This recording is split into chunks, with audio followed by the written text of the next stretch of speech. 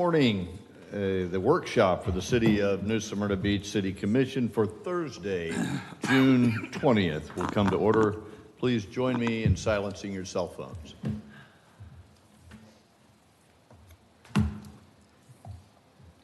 Madam Deputy City Clerk, please call the roll. Commissioner Martin? Here. Commissioner McGurk? Here. Commissioner Hartman? Here. Vice Mayor Perrine? Here. Mayor Cleveland? Here. Thank you. It's time for public participation. If there are any citizens who wish to speak to the commission, please approach the podium and you'll be heard. I want to remind you this is a monologue, not a dialogue. We won't be answering questions. You'll have 3 minutes. The green light will come on when you come up. Give us your name and address for the record, please. You'll have the yellow light will come on at 1 minute. You'll be done at the red light at 3 minutes. Thank you. Anybody for public participation? Good morning, Ms. Atherton. Good morning. I had to come super early because I've got something in my eye, so I've got an eye doctor appointment. Just in a hurry. I wanted to mention to you 3 things. First off, you have some topics you're going to be discussing about stormwater management and the drainage systems. You also have a moratorium in place currently that I'm requesting you continue on that moratorium. And also to address these planned unit developments. Years ago when the planned unit developments came in, and this was a whole new concept, you were able to put in place rules and regulations within that PUD that help protect everybody outside of the PUD. One of those that's being brought up to you later on is the Deering Park project. That connects from Edgewater to New Smyrna Beach, and it's a long stretch of wetland areas. I know that you're looking at a revenue stream for commercial properties. I know that's a big part of what we need to do is expand those revenue bases, but not at that kind of cost. And the reason I say not to change those restrictions that are on the land as environmentally sensitive, but they are being approached by the county. On Tuesday, the county was able to approve Florida Forever monies to buy these lands as conservation areas. The voters came up and said to you 75% worth that they wanted to preserve land, hence the Turnbull Creek Preservation Group, okay? They are in for it. If you need that income, I'm gonna suggest go targeting and hard targeting the same kind of promotions you did to convince 75% of these voters that we needed to buy conservation land. By going forward and making a real big push to get the annexations in. If you add all the dollars, and Commissioner Hartman, you were right, if you add all the dollars that are out there in these enclaves for county versus city, and you bring those in as your revenue stream for now, you'll be able to fix things. How long has it taken to fix State Road 44 and Mission Road? We're still 13 years into it. I've been on the Turnbull Creek for quite a while. I know it's been 8 years for me. So to get things fixed in place before we start bringing in another 2,100 homes or double the traffic volume on State Road 44, we have to fix 44. That's a priority. It needs to be studied as a priority, and we need a bigger push for it. We need to bring in those enclaves, get that annexation money in, and I think we'll be in better shape. But to go forward and start changing zoning on conservation land at this point is too soon, too much. So that's all I had to say for you this morning. Thank you. Thank you, ma'am. Appreciate your comments. Anyone else for public participation? Seeing none, public participation is now closed. We'll move on to the workshop. Mr. City Manager, would you like to set this up, please? Yes, thank you, Mayor. Good morning. This workshop is our quarterly workshop for the commission based on the strategic plan. Obviously, we have 3 agenda items for you this morning. Those topics were brought up by the commission at some point, so staff been working on these items for quite some time. It's just a workshop, so there is no voting on these items. This is just to get the commission feedback, comments and suggestions, and then we probably have to bring it back to you at some time for final and official approval. Now, the topics that presented to you this morning, the first one is stormwater, and then you got landscaping, and then you got the PUD. I call the land development regulations as a moving, changing in progress. Obviously, those topics are an interest to the commission, to the staff, and to the citizens, specifically in the last, I would say, 4 or 5 years because of all the events that we had. So they're important topics. The staff is committed to make the changes to address some of the current issues and also future issues as well. We have hired Parker Mitchenberg to look at our ordinances, regulations in terms of stormwater, and come up with a regulation that meets the current standards, not only in New Smyrna, but throughout the state of Florida. We want it to be compared to other areas as well. And then looking at the landscaping, we have made some changes in the past. For example, when we did the moratorium on 44, and we made some of these changes on the regulations in terms of the buffer on 44. And I think those have been implemented to some of the new projects, not the one they were already approved. The PUD, I don't have to say much about the PUD. I think we all need to, as everybody mentioned, the devil in the details of the PUD. So we want to make sure that we include in the PUDs all these issues that there are concerns to us and to the citizens and to the commission. I think the staff will present to you one by one. We're going to start with the stormwater. We have Kevin Lee from Parker Mitchenberg as well as Ton from our staff to give you an idea of what the changes are, and then have the discussion to see if you have any input or any suggestions or any comments. And then we'll present it back to you in an official format at a later date. So with that, I will have Kevin and Ton to come and make the presentation. Sure, we'd like to have them come up. Before that, I wonder if there are any opening remarks by my colleagues. I know this has been of particular interest to Commissioner McGurk, who had encouraged us to speedily get after these LDRs. So any opening remarks from anybody? Ma'am. Mine's only that I think we need an editor. New what? An editor. Reading through these, you can tell that there's many different voices chiming in, that there's cut and paste. Different terms are used for the same thing in different places. So it's just not, it's hard to get the information when we're in need of an editor. That's my opening. Thank you. Any others? Okay, this time I'd like to invite the project manager, Kevin Lee from Parker Mitchenberg, and the city engineer, Ton Hune, to the podium. We're ready for your report, sir.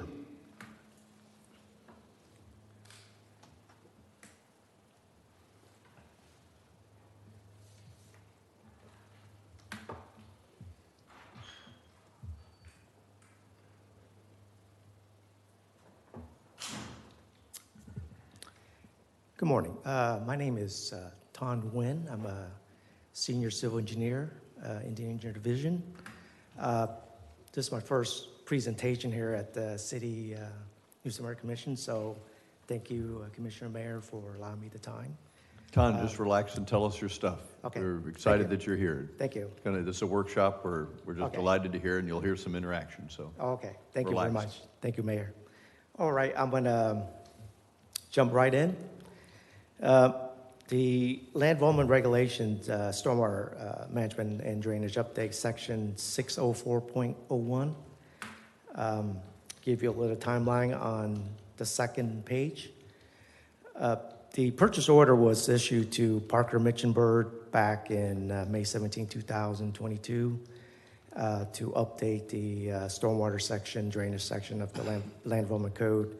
And the first draft was submitted in April 2023 for staff review and comments. And there was a second submittal in October, that's not on the slide, October 2023 for staff review. And then a final version was submitted in January 2024. So after that, staff made some additional standard design tables and requirements that we hope would help the engineering community in designing projects within the city. So the green text that was added by staff. And then a final version was submitted to us for this presentation on June 20th today. So I want to go through and talk about some of the standard that staff added, which is the green portions in the package. So the first item we added were some definitions for stormwater and drainage to help explain engineering terminology for non-technical people. For example, what's treatment volume? What's water quality? It's the first flush of stormwater that cleans out the system. It's considered treatment volume. The attenuation volume, water quantity, is the flood control. It's the 25-year design storm, 100-year peak, pre-post. That's attenuation volume. So we added definitions in there to help people understand who are new to stormwater or engineers who need to refresh the terminology. So in the beginning, that was added. The second thing that was added was the rainfall event. In our code currently, it says provide a 25-year, 24-hour design storm event. It doesn't state precipitation. So in the past, this led to stormwater model using less rainfall than what's, I wouldn't say required, but based on St. John's data for this area. For example, Venetian Bay used 9 inches of rainfall for the 25-year, 24-hour event when it was permitted back in 2007. If you look at the chart to the right, this is based on St. John's data of precipitation in this area. The 25-year storm, the slide on the left, is 9.75 inches. The 100-year event, 24-hour event, is 13.25 inches. So we need to update the rainfall, have a consistency in all the drainage calculations and modeling in the city. And with the rainfall, this increased level of service. So the next slide explains level of service in general. If you're level service A, the flow is contained within the system, within the gutter, within the storm sewer, of the roadway drainage. If you're in level service B, the water is contained within the right-of-way. Sometimes that's back to sidewalk, the back of sidewalk, but water is spreading out from the drainage system. If you're in level service C, water is in the front yard, in the property. And if you're in D, the worst case, you got structure flooding. So those are the categories for level service and stormwater. The next item that we added was the closed basin.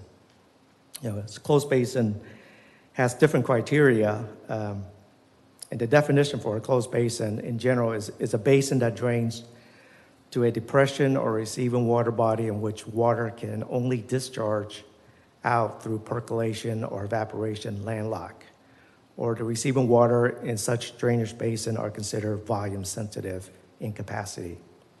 So we updated the land development code to say all development within a closed basin shall provide flood protection for the 100-year, 72-hour storm event. The only thing is St. John does not provide 3-day, 72-hour precipitation. So NOAA Atlas 14 is the reference for rainfall data. So if you look at the table for a 100-year, 3-day event, it's 16.2 inches of rain.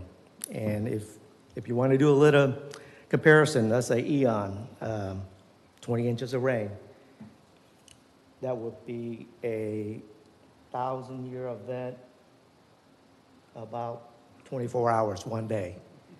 So this chart kind of gives you an idea of rainfall precipitation and what kind of storm event correspond to that. And this is public records, NOAA Atlas 14 for this area. It's actually a gauge in New Smyrna Beach. So pre versus post, we had to look at this section because currently the current LDR says for a 25-year storm event, the peak discharge rate and the total runoff volume leaving developed or redeveloped site shall be limited to 110% of the peak discharge rate and total volume prior to development and redevelopment. That says you can discharge 10% more than your pre. or 110%. We want to reduce that to the standard, which is discharge limited to 100% or less of the pre-preterm discharge. So I think that will increase the level of service, and it would make the design more stringent. So I include this graph. It's a little technical, but people talk about pre-post all the time, but what is it? It's a hydrograph. So if you take a runoff volume, it produces a peak, like a bell curve. So in the pre-development, it goes really high, and that's your allowable discharge. So in the post, you have to be less than that.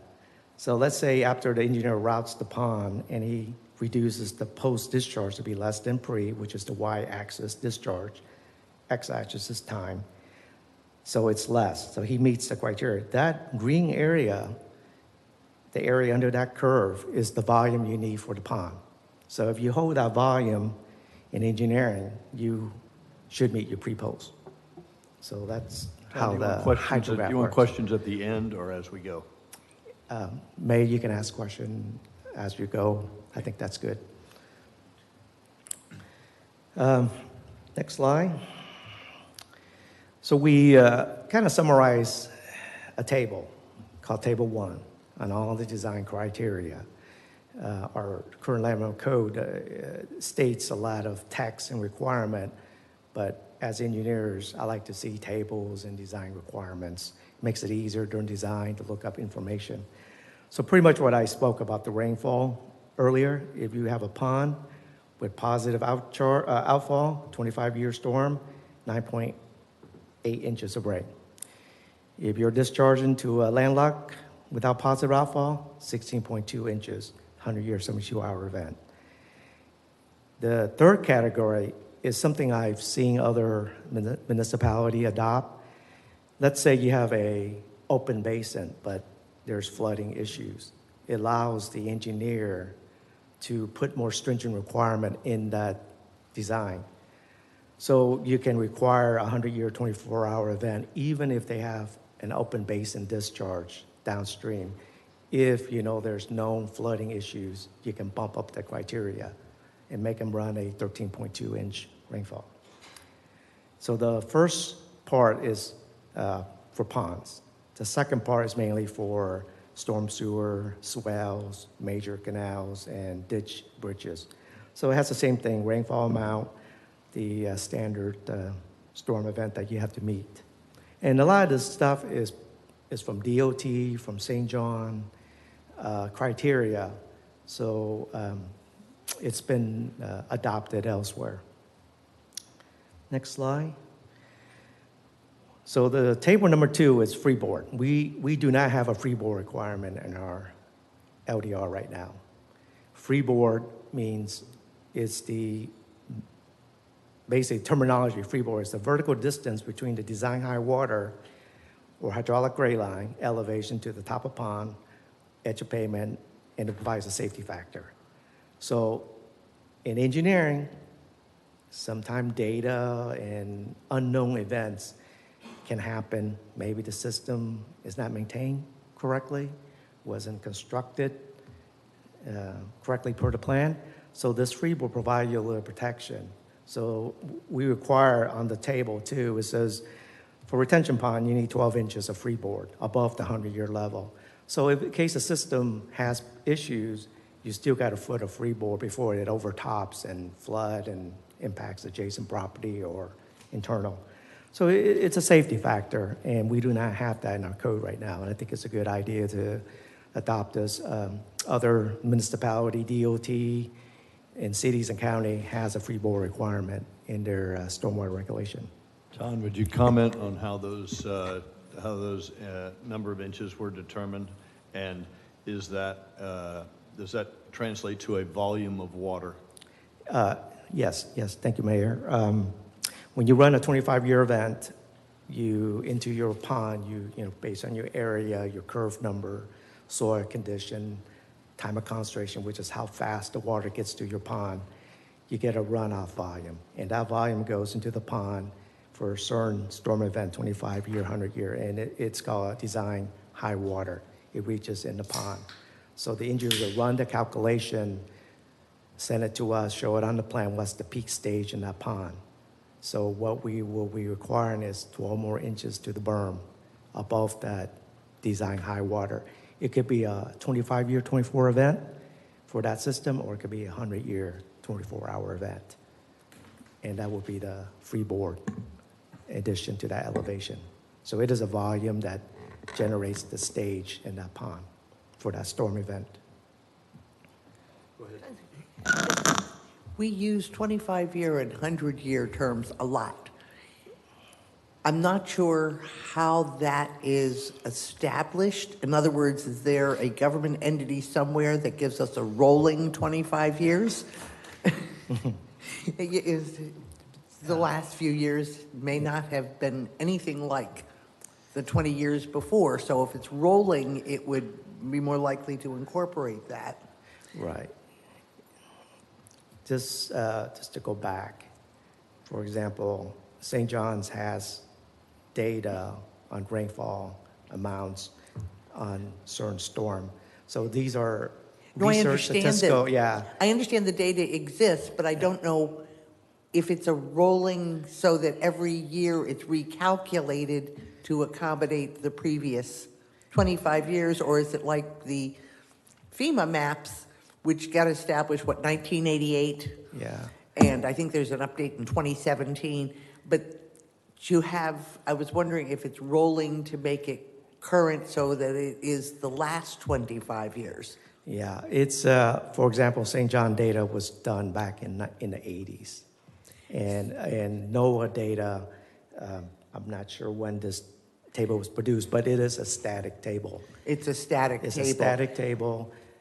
If they want to research the weather data of all the gauges and have their scientists and engineers reevaluate, is it 9.75 inches for New Smyrna? Did that curve shift to the left or to the right? But You understand why I'm asking. Right now it's static. Yeah, But, and static from the 80s In is some places. disconcerting. Yeah, Well, if I may add, the St. John's, they used the 9.5 inch for a 25-year storm and 13 inch for a 100-year storm, not from the 80s, but I think it started almost, I would say, mid-90s. So now if you look, I think it went up, the 25, I think it went up to 9.75. yeah. And then the 100-year went to the 13, Correct. 13 and a half, is that what it went? Yeah. So, but it's, as you said, this is a good question. So it doesn't change every year, but every so often they will look at and calculate. It's a periodic update. Nevertheless, we are operating on information Correct. from the past. Yeah. Thank Well, you. I mean, it's the past and it's current now. So I mean, they when they come in and they say this is what everybody throughout the state of Florida, that they use the 25 and 100-year storm based on this data. So when they do the calculations, whether in New Smyrna or whether in Port Orange, whether anywhere, they will use that. I understand. I just asked if it was rolling or static. Thanks. Thank you, Thank you. Let me ask a basic question. When someone builds a development in a very low area and the water table is very high in comparison to the grade of the ground. property, and the area floods very easily, you're going to build a retention system, in theory, that is deep enough to be able to hold the water needed. Correct. How is that accomplished? Is it simply from that grade you build almost like a dike and make the retention higher? Because you can't go deeper because of the water table. And then what happens is it a closed basin or an open at some point? From just a common sense standpoint, how is that addressed in? Sure. So when engineers submit their stormwater calculation, their pond design, they submit a geotech report, and it gives the boring the water table. And we use the season high water table. So let's say the season high water table is a foot to 2 foot to the ground surface. So the engineer's got a couple of options. he can put in under drain and design a system to force the water table down. Or, How do you force a water table down? yeah, they put in perforated pipes. So it's like an exfiltration system. Yeah, it's a small one underneath the pond, and when the water table enters the pond area, it's been forced down below the pond bottom. Got it. So under drain would be one option. Another option would be filling up the site, because in theory, you got to have at least a foot separation between the bottom of the water table to the bottom of the pond, if it's a dry pond. Or they can go wet and dig the pond all the way down, hit the water table, and then berm up the pond and get that as storage, but that would raise the site. So it's difficult when the water table is high, and that's when we have issues. It's tougher to engineer, and I'll be honest, 30, 40 years ago, I've been doing engineering for 30 years, the good lands are bought already. Now you're left with poor soil, soil. That's exactly So, right. All the the better land's been built on, and we're Yeah. building into wetlands, Yeah, so, not necessarily wetlands. I don't want to just, yeah. you know. What happens when you can't discharge once there's a certain peak in that pond? Do you right. just build the berm Build up. higher and higher at whatever standard? Yeah, so that's a good question, Commissioner. We do have a standard that it's not written because it's a stringent criteria. If you have a pond that doesn't recover within 14 days, That does not recover, which within means 14 days, what? then Dry out? Dry out to the initial stage for the storage, the water level or the bottom of the pond. Then we can require them to do back-to-back storm, meaning if they don't recover, they have to run another storm on top where that water elevation is after 14 days. It's called back-to-back event. That is one way we can provide protection when the pond doesn't recover and it gets continuous staging. Then the engineer has to do back-to-back storm. That makes the pond bigger.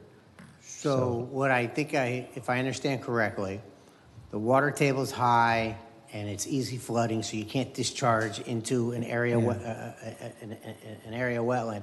You do the pipes underground to hold it. Force it down. Force it down, and then on top of that, you're going to then create another stormwater pond on top of that and increase berms to get the storage you need for the calculation. Yes, and if they can recover it, then that's when you make them do the back-to-back storm, Yeah. which require more volume. So there's tools in our box that we can enforce, but it requires engineers at submitting to NUSMERT to adopt to a new way of thinking.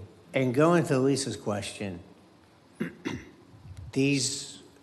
how often that, this is not a question necessarily, but these are not looked at necessarily too often. We don't know exactly how or why the methodology of the calculation.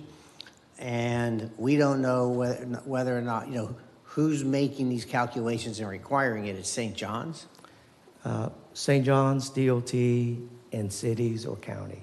It can be all four agencies, depending on the... And if I understand correctly, we cannot arbitrarily just create our own numbers. So we can deal with what might be a 1,000 or let's say a 2,000 or 3,000 year storm event. We have to, by law, have we can't increase by a certain amount. Is that correct? We need to be consistent with St. John's and DOT and the county. Consistency is the Thank key you for word. that verbiage. That's Yeah, what I was yeah. looking for. And I'm looking at something, and don't quote me on it, but I see where we say with rainfall amounts of the 24-hour storm shall be 9.5 is crossed out, 9.8 is added in terms of inches. Yeah. Or as amended, shall not be less than 9.8 inches.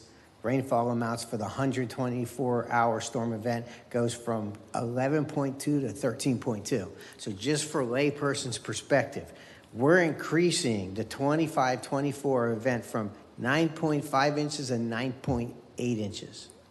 We're increasing from 9, like I said, in the LDR now, there's no specific precipitation required. But the engineer's been using 9 inches. There's different data they use. In some cases, they're using 9, but we're going to bump it up to 9.8 as this is the standard moving forward. So the best we're going is something from 9 inches to 9.8 inches, which isn't even a full inch. Yeah. Okay, all right. Just making sure, I just want to follow Yeah, the discussion and tell the guy. Thank you. I always use this analogy. You know, people say, "Oh, I'm discharged with 1 CFS." You know, what's the big deal? If you do 1 CFS, it's cubic feet per second. You carry that through 86,400 seconds in a day. It becomes 650,000 gallons of water, 1 CFS, in 1 day, 24 hours. That's an Olympic-sized pool. So Thank you. people say half a CFS or say, I always keep that analogy. That's Olympic-sized pool, 1 CFS. I like that. Yeah. Thank you for Yeah. that. Yes, ma'am, one more, go ahead. Okay, and the second question for Commissioner about the landlocked. It's open and closed basin. If the downstream system goes into a lake that has no outfall, if your system discharges into a lake. No then- outfall. What No does outfall. that It doesn't go, only evaporation, So it goes percolation. into its own lake. Yeah, it doesn't, Doesn't- there's no relief, then that's a closed basin. You're discharging a closed basin. If it goes to a canal, it gets to the ocean, that's an open basin. Thank you. Mr. Martin. Just a question for perspective here. You know, how do we judge the success of a stormwater system? In other words, by how quickly the streets drain, by the amount of damage to private property, cost of repairs to public property. I don't know what Yeah. our mark is. So the answer to that makes my perspective, it creates my perspective on how these are read. Yeah, a stormwater system should be contained. You know, if you're going to design a pond, it has to be contained, or a storm sewer has to be contained, not spilling out, Well, overflowing. you talked about a level of service. Yeah, But again, whether we say something is worked or didn't work, it seems to me that there's a way to say, yeah, oh, it didn't work because this happened. And the only level of service I saw did relate to a private property, but yet there's lots of talk about road clearance, Yeah. how much water's on the road. Other times, it drained in 3 days, so that's great, but that Right. doesn't, but that may have left behind $1 billion worth of property damage. So, yeah, how do we judge that success? yeah. I can approach it by an engineering point of view, like the freeboard. If they meet their freeboard of 12 inches above their peak storm event, to me, that system is working, designed to work. That means there's a foot more of, if we get a hurricane, there's a safety factor above the 100-year, 24-hour event, which is 13.2 inches of rain. So to me, freeboard would be one criteria. In the storm sewer, you need to have 6 inches below the gutter for a 10-year storm, which is 7.5 inches. So when you get 7.5 inches, the storm sewer has to be 6 inches below the grate. That's a level of service in the engineering design. So that the system works for me. So those are things that I look at when I review the projects. And I appreciate that. Yeah. It just seems to me that it's sort of, if we know where the goal is. Yes. And we're all agreed on the goal. Yeah, Then we build to get to that goal. Yeah. But unless we're agreed on the goal. Yeah. It makes it a little wobbly getting yeah. there. And that's why I want to put this in the land development code, these tables and criteria. So the engineer's not going to come back or developer say, it wasn't in your code. Yeah, I require freeboard or your storm sewer peak stage. We need to have this in there to tell them this is what we want in your design before they build it. Easier to fix problem on paper and reports and calculation than to fix it out in the field after it's built. That's my philosophy of trying to get things fixed. Thank you. Yeah. Anyone else?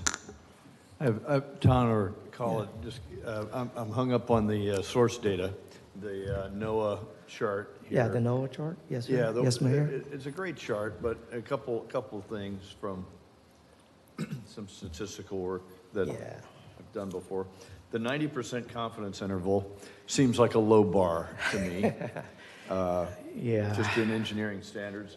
And then the little one, which refers you to the note at the bottom, gives me more pause for concern because it talks about that the readings may actually be higher and not accurately represent.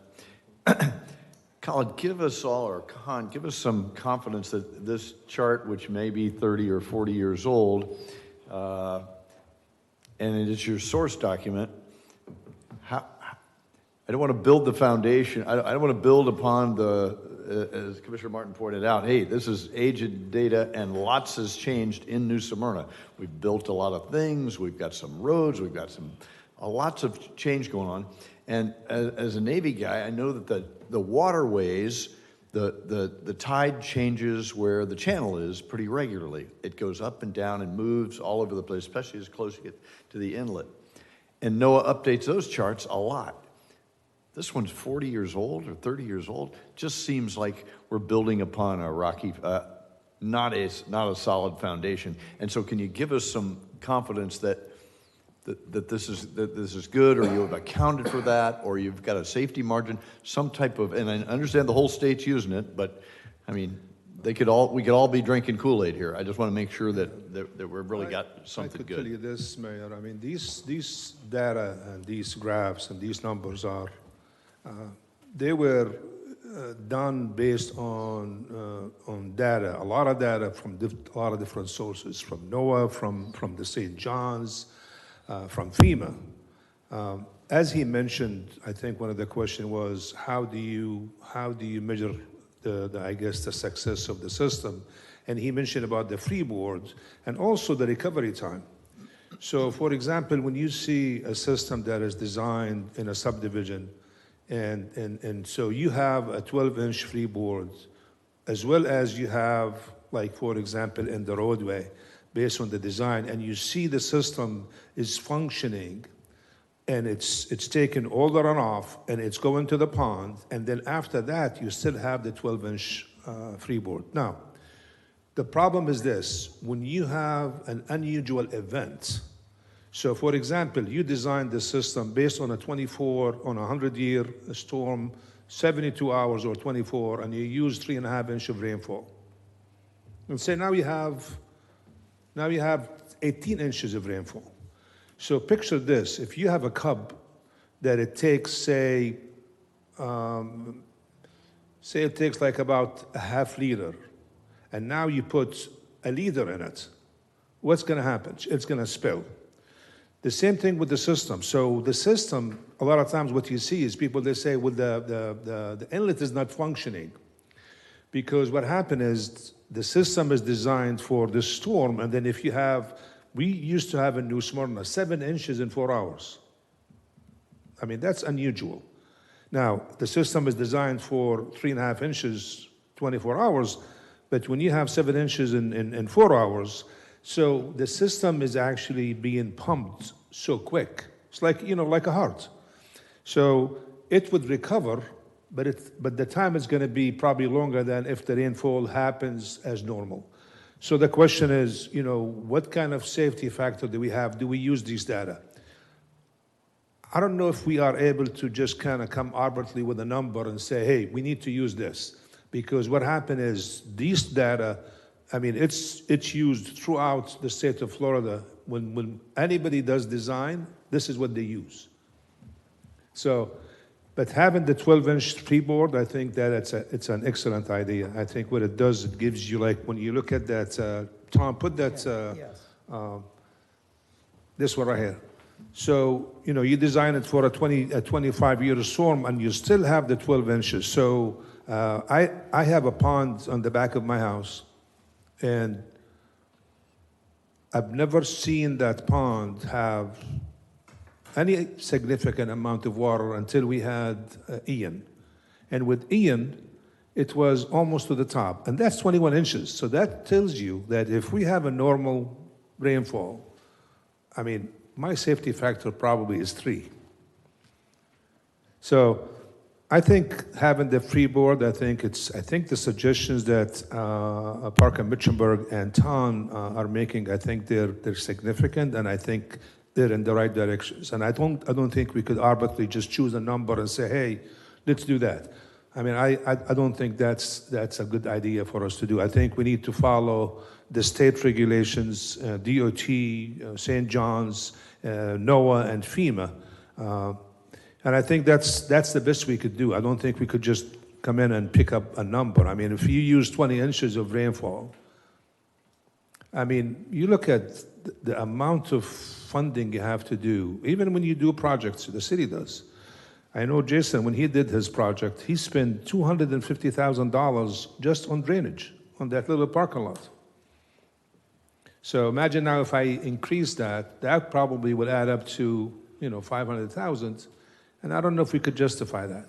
I understand. I'm grateful for the safety margin. I think everybody in the town would be grateful for that. I like the freeboard idea. I understand the terminology and I understand the concept. I was just digging down toward the source data. You might make sure you're confident that your safety margin was built with some science rather than just willy-nilly. Yeah, and Kelly is right. This data is used throughout Florida, NOAA data, St. John's data. So for us to deviate, we have to have pretty good justification for the development community and engineers. All right, the next one, they're just I want to run by pretty quick. They're just tables on slide number 9, easements that's required for pipes and open channel, slopes requirement for pond 4:1, and the 4:1. There's been studies done by DOT that if you have over a 4:1 slope, that's when your lawnmower starts sliding. It becomes a safety factor. So the 4:1 is a criteria that for safety on ponds and erosions. Tailwater. This is a tricky one. I've added this one, and it's DOT also has this same requirement. A lot of times, tailwater is an issue in your drainage design. It can be under design. Tailwater means if I'm discharging into a ditch or a canal, what is the current level of water that I'm discharging my pond into? And engineers sometimes assume elevation too low, and that creates problem. Tailwater, if it's assumed too low, it means the pipe is freely discharging, and the system is designed for the best scenario there is. But in reality, the tailwater downstream can rise late in the rainy season, and the engineers have to account for that. So I added a table that kind of tell for different scenario that you discharge to, you got to have a minimum tailwater. So if the pipe is half full or the ditch is half full, it may affect the backwater into your pond and prevent, or can cause flooding if it's under design. So tailwater is a problem, and it's hard. It can be a hard number sometimes to verify for engineers, but at least the table here gives them a guidance that this is the minimum that you need to look and use as your outfall point. The next slide is roadway and streets. In DOT, they have a allowable spread for a certain storm event, and they use 4 inches per hour because anything over 4 inches per hour, you can't see the road.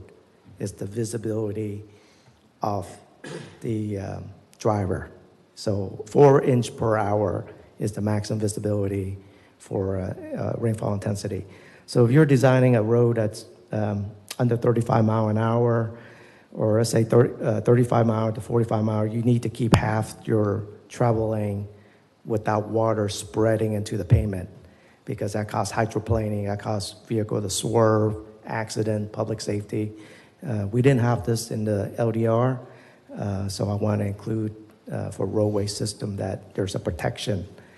And this also gives engineer data on how many inlets do they need along a roadway, because spread is the criteria. If you see spread, that means you don't have enough inlets. So you have to add more inlets to reduce that spread. So this kind of forces the engineers to look at in the roadway system and determine how many inlets they need in order to meet spread requirement. This next chart is this inlet storm sewer design, DOT standard, how much cubic feet per second that each type of inlet can take. Thank you, Commissioner Martin, for sending some comments yesterday. One of the comment was the top of all inlets shall be flush with continuous sidewalk and pavement. And that requirement is for ADA compliance to make sure that, to make sure that the top of inlet is flush with the sidewalk. I just have a note that I need to speed up, so I'm going to speed up. All right, we're going to slow you down for just a second here. Go ahead. Okay. Okay. The question wasn't whether, there's a lot of discussion about those inlets being at the low-lying areas Yeah. and grading roads into it. So I'm trying to figure out how, if we grade roads into the inlet, that at the lowest point, how that can also be flush with the sidewalk. Yeah. And I'm confused. Okay. One tells me it's got to be down here, the other tells me it's got to be up here. Yeah, so if you're at a low point, it's like a little curve. Yes, understand. And then you put the curve in, they're typically 10 feet, 20 feet wide. So that area in front inlet has to be flat. So the contractor, when he grades the sidewalk, he would have to flatten out that So section. that's the question. So Yeah. the sidewalk will dip to meet the low point. Yeah, they would grade it where That's it's all I flat. needed. Thank Yeah, you. You're welcome. Inlet and storm sewer design, I added maximum based on the pipe diameter. And this is for, you have too long a run of a pipe without a manhole or structure for access, it becomes a maintenance issue. So this table kind of gives guidance on the maximum length of pipe. Table 9, minimum maximum pipe velocity. This is to prevent erosion downstream. So when a storm sewer is flowing full, you should be between 2.5 feet per second to 12 feet per second. And if you're discharged into a pond or a ditch, a canal, you should be under 4 feet per second, because at that point, 4 feet per second, the sods start to get eroded. And open drainage system.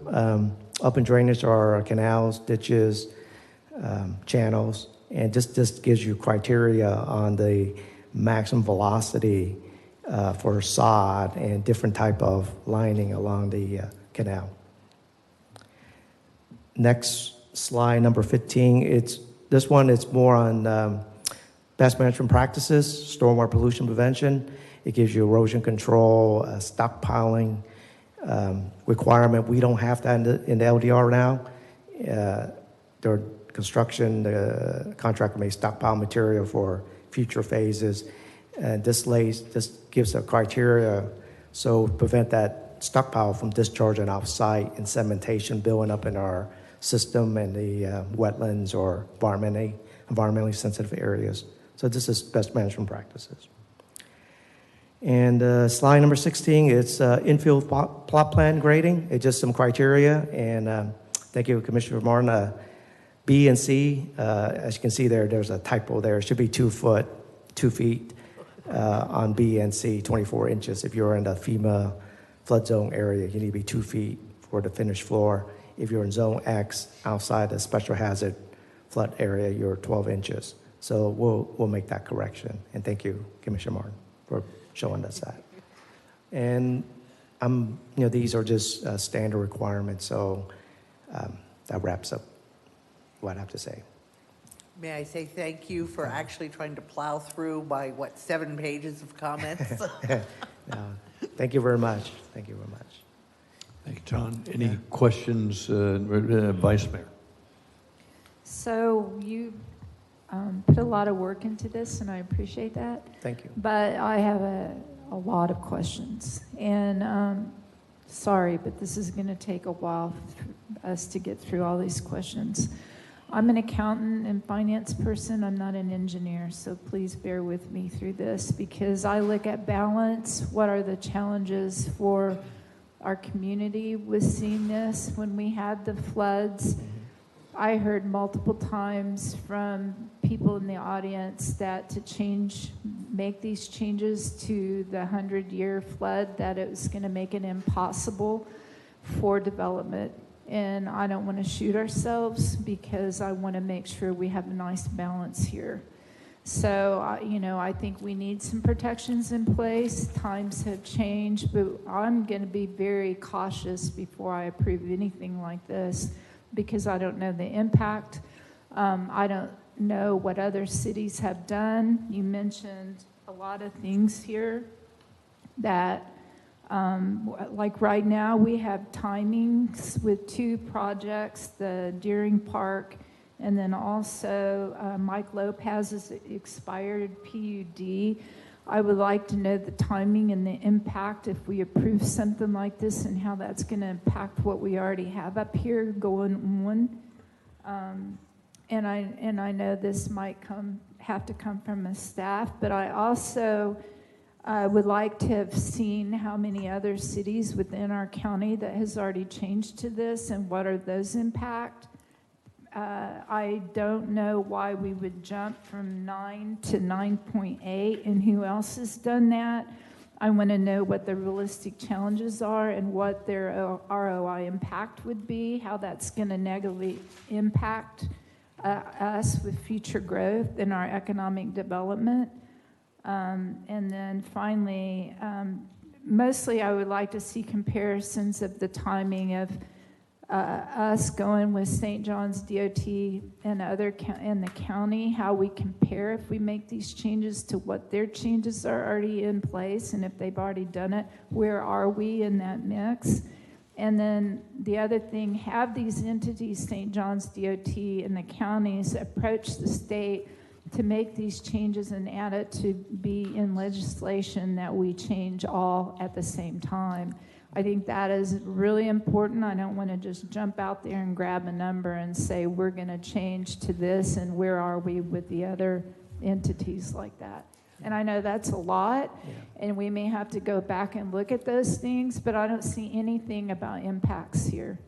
Okay, thank you. Thank you, Commissioner. We'll take note. There's some buried questions in there, and maybe you or Tan or Khalid could give us some comfort that we are not cratering a sense of balance here and a sense of comparison to what others may have done.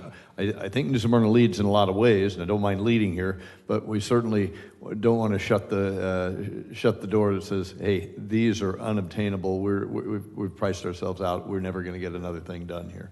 Just a comment to calm us down. Then there are other questions that will follow here.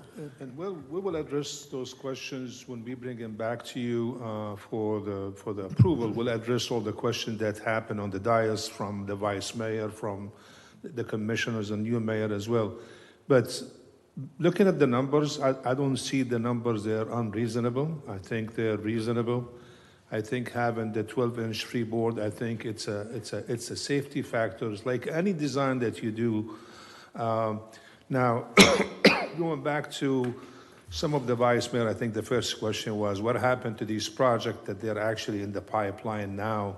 Now, if they are in the pipeline and they submitted the plans for review, we haven't made the changes yet, then they will fall under the previous regulations. However, if we made the changes and they submitted their plans for review and site plan, obviously they have to meet the proposed or the current approved changes to the stormwater. Can I just say? Yeah, let's let her see if she wants to rebut that, and then we can go over to each of us. So we're going into the second reading for Deering Park. Let's treat these individually. And let's say when do you propose these LDR changes are going to take place? Like what month are you going to put this on the agenda for us to vote on this? Well, as soon as we are ready to bring it back to the commission after this workshop, we're going to go back and address all the comments and address all the issues and bring it back to you. Deering Park or any of the projects, what right now you're approving is you're approving the concept of the project. You haven't approved the details of the project. So right now we're going through the planning items, but at some point they have to submit for a site plan and they have to go through the other process. When they do that, depending on if you approved those changes to the LDR, then they have to follow them. If you haven't approved them, So they submitted, say, for example, today, and next week you approve the changes on this LDR, then they have to fall on the old regulations. Let's look at the expired PUD that we have coming to us in August, more than likely. How will that fit with this? And then, I guess I didn't get an answer when you think this LDR changes are going to come to us. Are we talking August, or are we talking September? I would say probably, depending on how fast we go, I would say probably either August or September we'll bring it back to you for a final approval.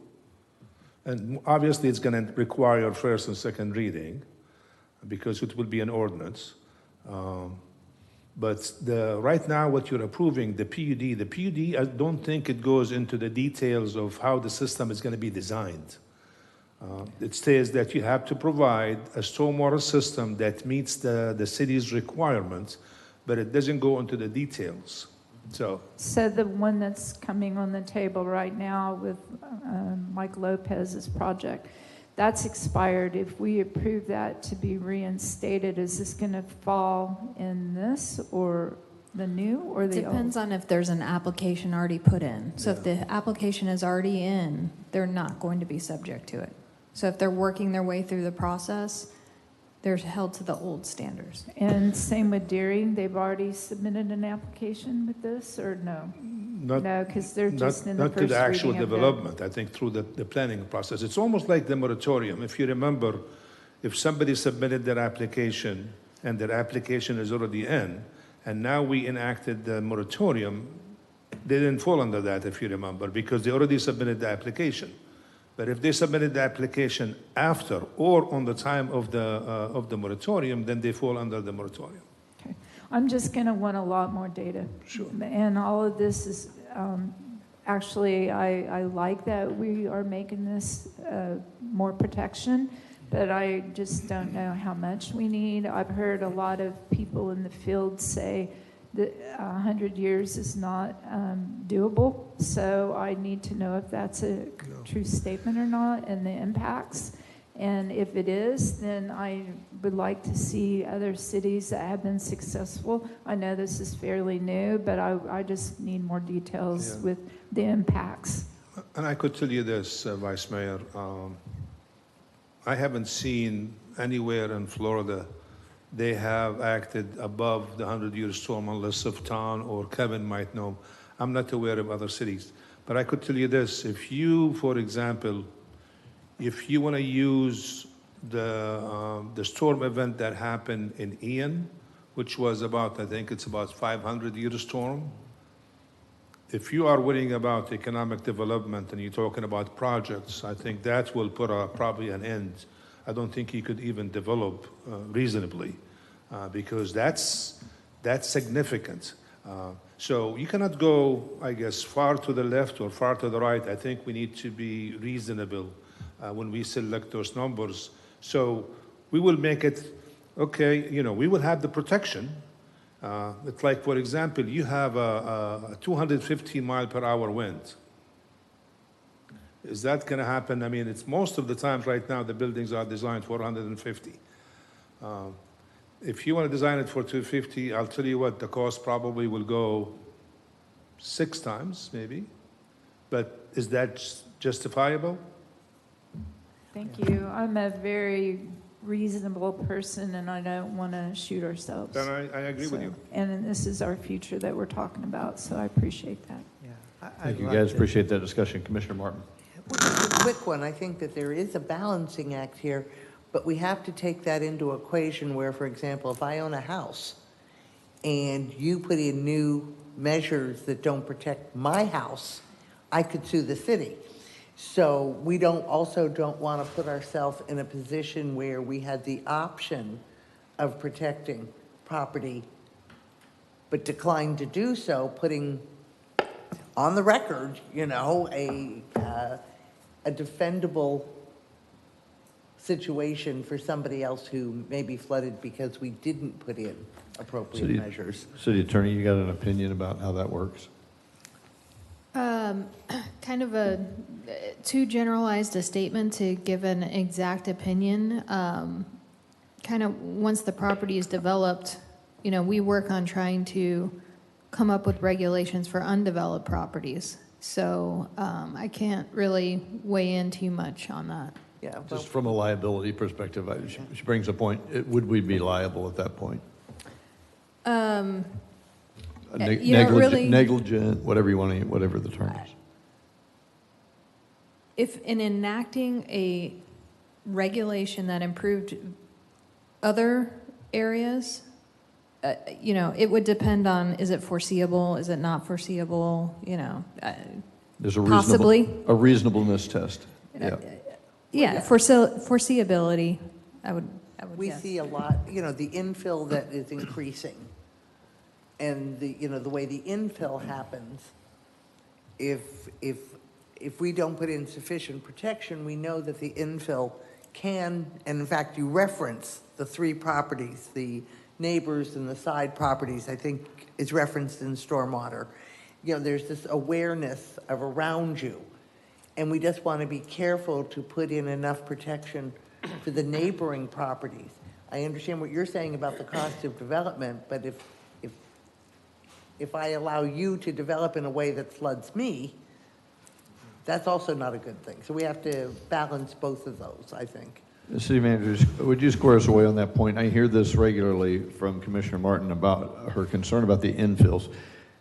If we're in a neighborhood and there's a house built between two existing houses, the new house that comes along, don't they have the responsibility to do the cup for cup or 1.5 cup? Because there should be no runoff from that property to a property to the right, to the left, to the front, or the back. Is that right? It's correct, but just keep in mind, Mayor, the stormwater regulations specifically for single-family homes, it has a certain requirement. So if that house met the requirement that we have in our land development regulations, it meets that requirement. I think right now they use 1.5 inches. Is that what you use right now? Inch out for For single-family home? Infill. So you design it for 1.5 inches, and let's say that you have 3 inches of rainfall. Well, they will contain the 1.5 inches, and then above that, it's gonna, the same thing with the house next door. They probably don't have anything. Yeah, I think that's exactly what she's concerned about, because 1.5 inches is the standard, and there's often above the standard. So, I mean, that's something that, and I'm not sure if they made any changes to the single-family homes, but you could increase that if you want to. But again, how far do you increase that? I mean, you increase it to 2 inches, and then you have 3 inches. Well, you can put it to 3 inches, and now you have 4 inches. I think the main thing is most of the areas that I've seen in the city after all these years, most of the areas that they have a problem, it's that they are low to begin with. So if you take a look at out of the whatever 1,100 homes that flooded during Ian and during Nicole, most of them are low to begin with. So if you are up, for example, you have a 100-year flood elevation at 7, and your house is at 5. And now you have Ian is 21 inches. I mean, do you expect this house to be protected? It would not be protected. So I think the 12-inch freeboard, that's number one. Number two is, I think you heard him saying that in terms of the discharge, we're taking it from 110 to 100. I think that's another safety measure that I think would be a good idea.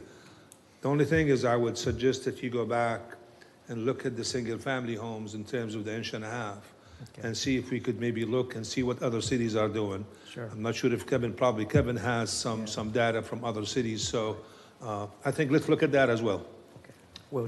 Commissioner Hartman. So with all the conversations we've had the last few months about stormwater and the problems that we've experienced, I certainly want to tip my hat to you and the rest of staff who put all these definitions in there, because I think that's probably one of the biggest problems that we had was we weren't all talking about the same thing. Now we're very specific in what this means and what that means. I think you did an excellent job. I certainly do appreciate all the hard work that you put into it, and I look forward to it coming back before us. Thank you. Thank you, sir. Any others? All right, Tom, thank you so very much. Thank you, Appreciate Mayor that. and Commissioner. Thanks, Tom. Kevin will talk about some of the remaining code changes, our Okay, consultant. we're anxious to hear it. Stephanie, how are we doing on the time? We've butchered it? We're not doing too good, but Kevin, right. are you going to be quick? Yeah, I can Okay. be quick. I'm Kevin Lee from Parker Minchenberg. We are civil engineers. Our office is in Holly Hill. We do a lot of site design, subdivisions throughout Volusia County, Flagler County, a lot of coastal cities with similar issues. We were retained to assist the city in revising the LDR, and kind of started from, there wasn't a lot of clear criteria. So when I came to do a site in New Smyrna, I would call the city engineer, we'd talk about the site, we'd start to design it. Now we're putting in kind of specific criteria. You guys have read through it, it sounds like, and we've got a lot of notes to make some revisions.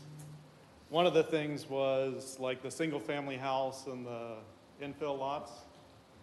So if you're in an infill area that was developed in the 1950s, say, you built your house in the 50s, all the water goes out into the street. You come in, you build a new house, or you tear down, you build a new house. What's the criteria for that? And it's pretty typical that you would do 1.5 inches over the impervious that you're adding. So remember, all the other houses or commercial properties aren't retaining anything. So you are adding more retainage on site, which is in line with everything. Most areas, if it's a single-family home and it's infill, the 1.5 inch impervious is the only criteria. What we've added to the code are kind of stepping stones. So if you're over 2,500 square feet of impervious, then you're going through a full stormwater design. So you have to have engineering, permitting to go through and meet like St. John's criteria, which is you're routing the storms then. But if it's a small property, your impervious is less than 2,500, you do 1.5 inches over the impervious, you retain that on site, and that's pretty typical. Most of the other criteria that we put in is conservative. You are in line with St. John's criteria, FDOT criteria, as Tom said. But, you know, there is several things in there that are conservative. You know, we do a lot of work for private developers. If we're gonna come in and design a site, we can still do it. It's not a problem. But, you know, you are pushing, based on historical issues that you've had, you are kind of pushing to the higher limit. So I think, you know, where you're at's a good spot, in my opinion.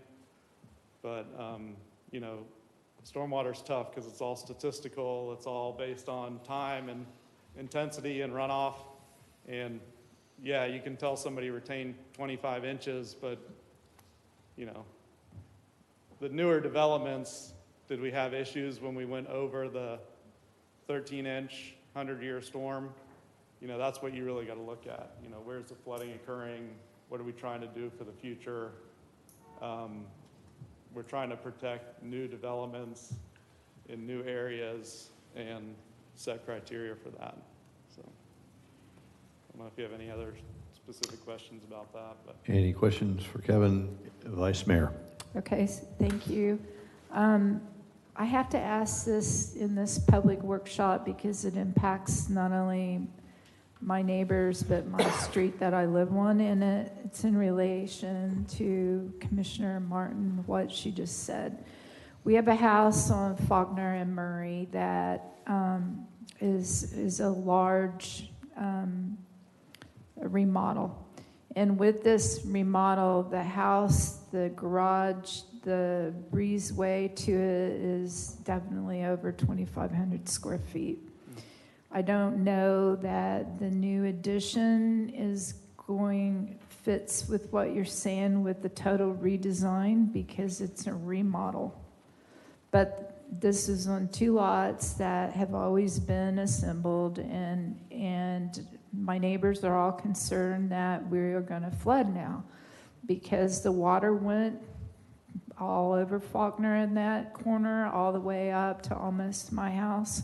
So I appreciate what Commissioner Martin said, but we have these issues that this was a remodel, and I don't know that that was looked at. I'm assuming, I haven't seen the actual, and I think I know the house you're talking about, but I'm assuming that when they got the permits, because obviously they increased the impervious area, so I would say that they have to provide some retention on the property. So I'll double check with engineering staff, but I bet you that they have to provide retention areas on site.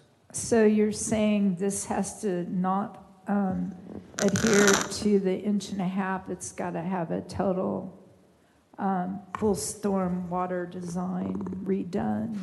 But is it included with the remodeled versus a new build? Yeah, it would adhere to whatever the 1.5 inch that we have in our stormwater, because right now, they already have the permit. So when the permit was issued, we have the 1.5 inch for single-family homes. So that's what they have to adhere to.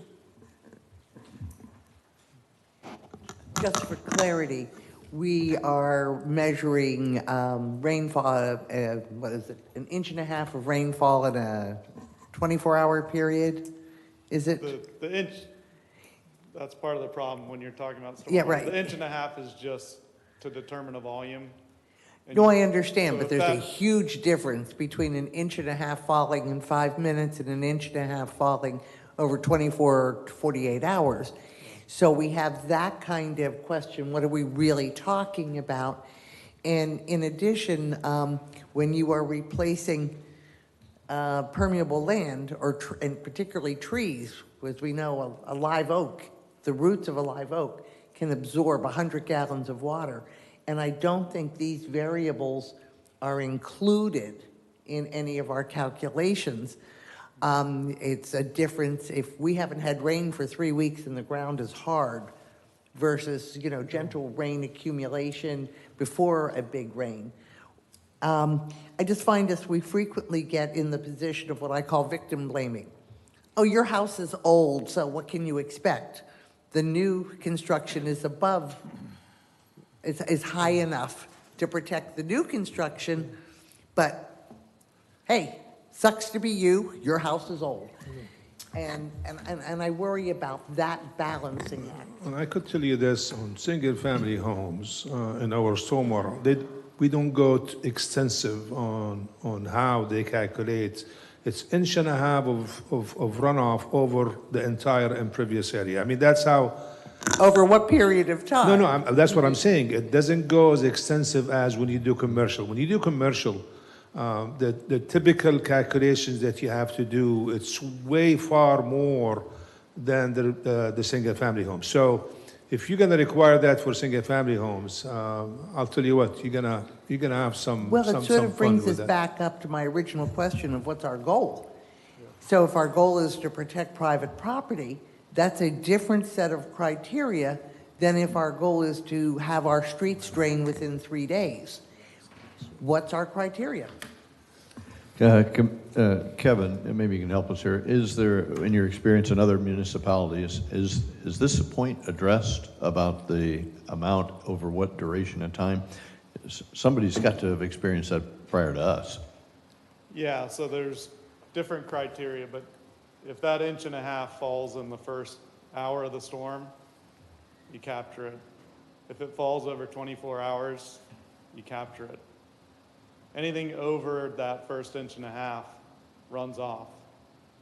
But the idea is that you are capturing that first flush of water, which has nutrients and other issues coming from the house, the driveway, and you're capturing that water and retaining it on site. For single-family homes,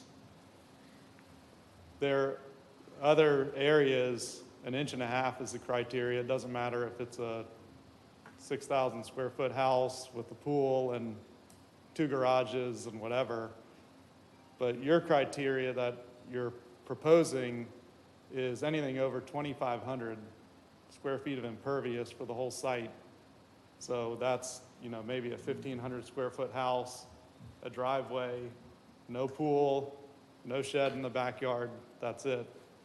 Once you get over that, you're running a stormwater model, which would include the SCS curve, which is rainfall over 24 hours or whatever the period is. So I don't know if that this. It's a conservative proposal, what's in here. You know, in New Smyrna, you can't add any, you can add 500 square feet without doing stormwater model or calculations. Other areas, that's 1,000 square feet. So as soon as you add more than 500, you're having an engineer doing stormwater calcs. Between 500 and 2,500, there needs to be some leniency of what you're doing. And usually for single family, that goes beyond 2,500. But here it'll cap at 2,500, and then once you go over that, you're doing a stormwater full calcs and a model and everything. Got it. Commissioner McGurk. So I agree 100% with what both of you have said. And you know, what's interesting is at least the three of us live in an old neighborhood. My home was built in '62. There's a lot of remodels in my neighborhood. And I will tell you that when a remodel happens, the water in the street or the water in the neighbor's driveway that is still an old build, there's more. It's not a perfect science. So that does happen. But that goes to the effect of when we look at the big picture, and I'm not taking a side, FEMA and the state and federal government's plan is to ultimately get everybody above. And that's again an issue with historic homes. When we get into the whole historic home issue, you got to save it. However, but the reality of it is the way we solve the flooding problem is get people out of the flood level. When we get a better rating on our insurance because we've adopted the FEMA regulations, that comes at a cost. We don't really know or understand it when we adopt it. We think it's a great thing. Then we have a flood like Ian, and all of a sudden, you know, the possibility of 1,000 homes having to be demolished or razed becomes a reality, and almost nobody can afford to do that. So this is the difficulty of what we're trying to thread a needle. And just by experience, yeah, Khalid brought up 15 years ago, I spent $250,000 on stormwater retention. Everybody loves this community, the charm about the restaurants and all these kinds of the arts community. And my statement has always been, you will lose all of that if you make everybody build to best practices. We love the only people who will be able to come in are the corporate chains. So this is not to say we shouldn't do anything, but this is the difficulty of the discussions that we're having. There's a pro and a con to everything we do. So that's at least what goes through in my mind when I try to weigh these. It's not just as simple as, well, we're going to give business, we're going to thread the needle so business doesn't get affected. That's not true. If we make it unaffordable, and we like to talk about developers, right? Well, as soon as you or I want to put up a cookie store or a little building showing off our art, we become, quote, a developer. There's no differentiation between us and them, even though we're a little small business with a very small budget. So I just kind of wanted to wrap that around to certainly explain to those in the audience and the people watching how difficult these decisions are and how lasting that impact can be. So you're both very much right, and that's the difficulty of what we do. My neighborhood floods a little more each time a brand new house gets put up.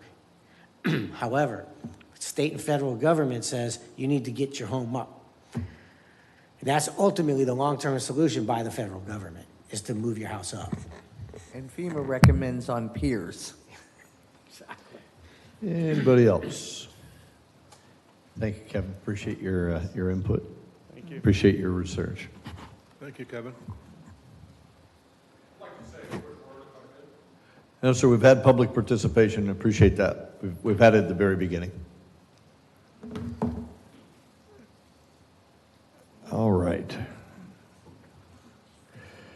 to invite James Hartfield from VHB to give us his report.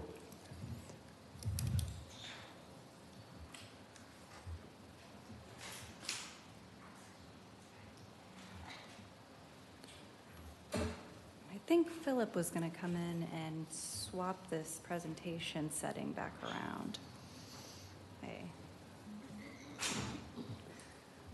But while he's doing that, I will just preface the conversation of this landscape rewrite is based on, the original code for the landscape development was adopted mostly by county's regulations many, many, many years ago. And since then, the county has updated their codes. We need to update our codes. Obviously, we've seen over the years some deficiencies that we've noticed. So here's James Hartfield with VHB, who has come on board in 2022 to start this rewrite and has worked through all the changes that this department has taken on and all of the staff. So he's got all the history. Let me know if you need anything. We will do. Thank you so much. So good morning. Thank you all for having me. Like Stephanie said, my name is James Hartsfield from VHB, and this is the landscape code update that we have been working on for a little while now. Just lean into this as much as Okay, there we go. Ooh, there, that's much better. All right. So I am going to go over a quick timeline because this project has run a little bit longer than I think anybody really intended it to. And then the goals and tasks of it, followed by the summary of these changes, and then we'll get into some of those supplemental materials that we have provided as well. So we originally took this project on in early 2022, had project kickoff in July of 2022. Quickly did the review of existing standards in the code, performed some analog research the following month. We looked at Fernandina Beach, Ormond Beach, and Cocoa Beach. Provided a first round of revisions in September of 2022, and then subsequently Hurricane Ian happened. That put a pause, which was unsurprising given the nature of that storm, but there was a lot of staff turnover following that. Early 2023, I believe Stephanie came on and she contacted us about finishing out the project. So project restarted in May of 2023.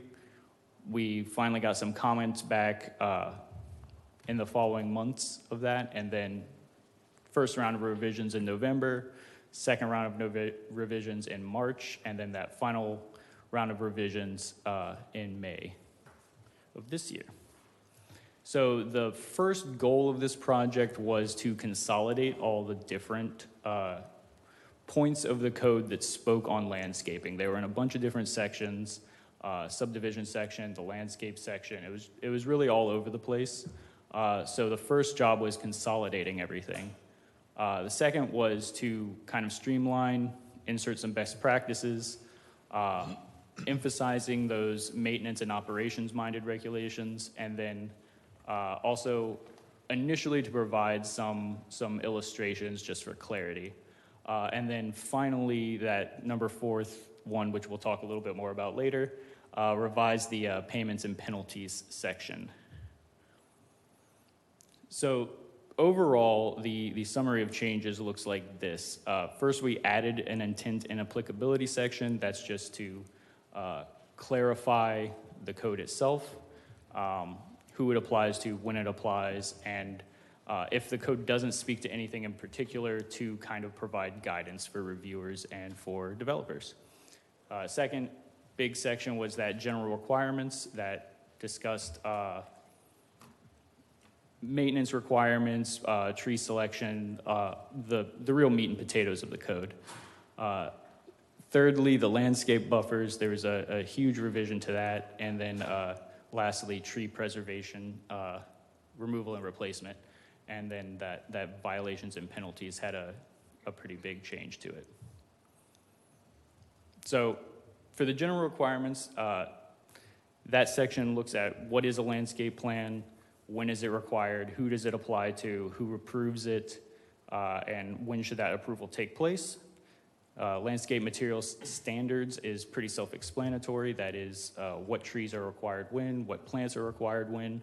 A big part of this was requiring Florida-friendly landscaping standards because that is consistently updated instead of providing a list of specific trees in the code that might need to be updated over time. Just referencing the University of Florida standards makes that a little bit easier for everybody. Updating the maintenance requirements, and then the minimum landscaping standards. And this is the first of several decision points in that code that we have called out. If you'll notice in that language, there's some highlighted sections, some comments that are called out. This is the first, that's the minimum number of residential trees per lot. We didn't really have a best practice in regards to that. There's no standard out there that says, you know, every single lot needs to have a minimum of 5 trees on it. And that's just the best thing to do all the time. There is some wiggle room with that. So the standard right now for the city is 2 trees per 200 or 2,500 square feet of residential lot. 1 tree, I apologize. That makes sense when we see the next line. And we recognize that there might be some desire to increase that a little bit. So that's what this next slide is. This looks at some common lot sizes that you'll see throughout the city, ranging from very large to pretty small. And what the corresponding changes would result in for those lots. So currently, the 2,500 square foot lot requires 1 tree per 2,500 square feet.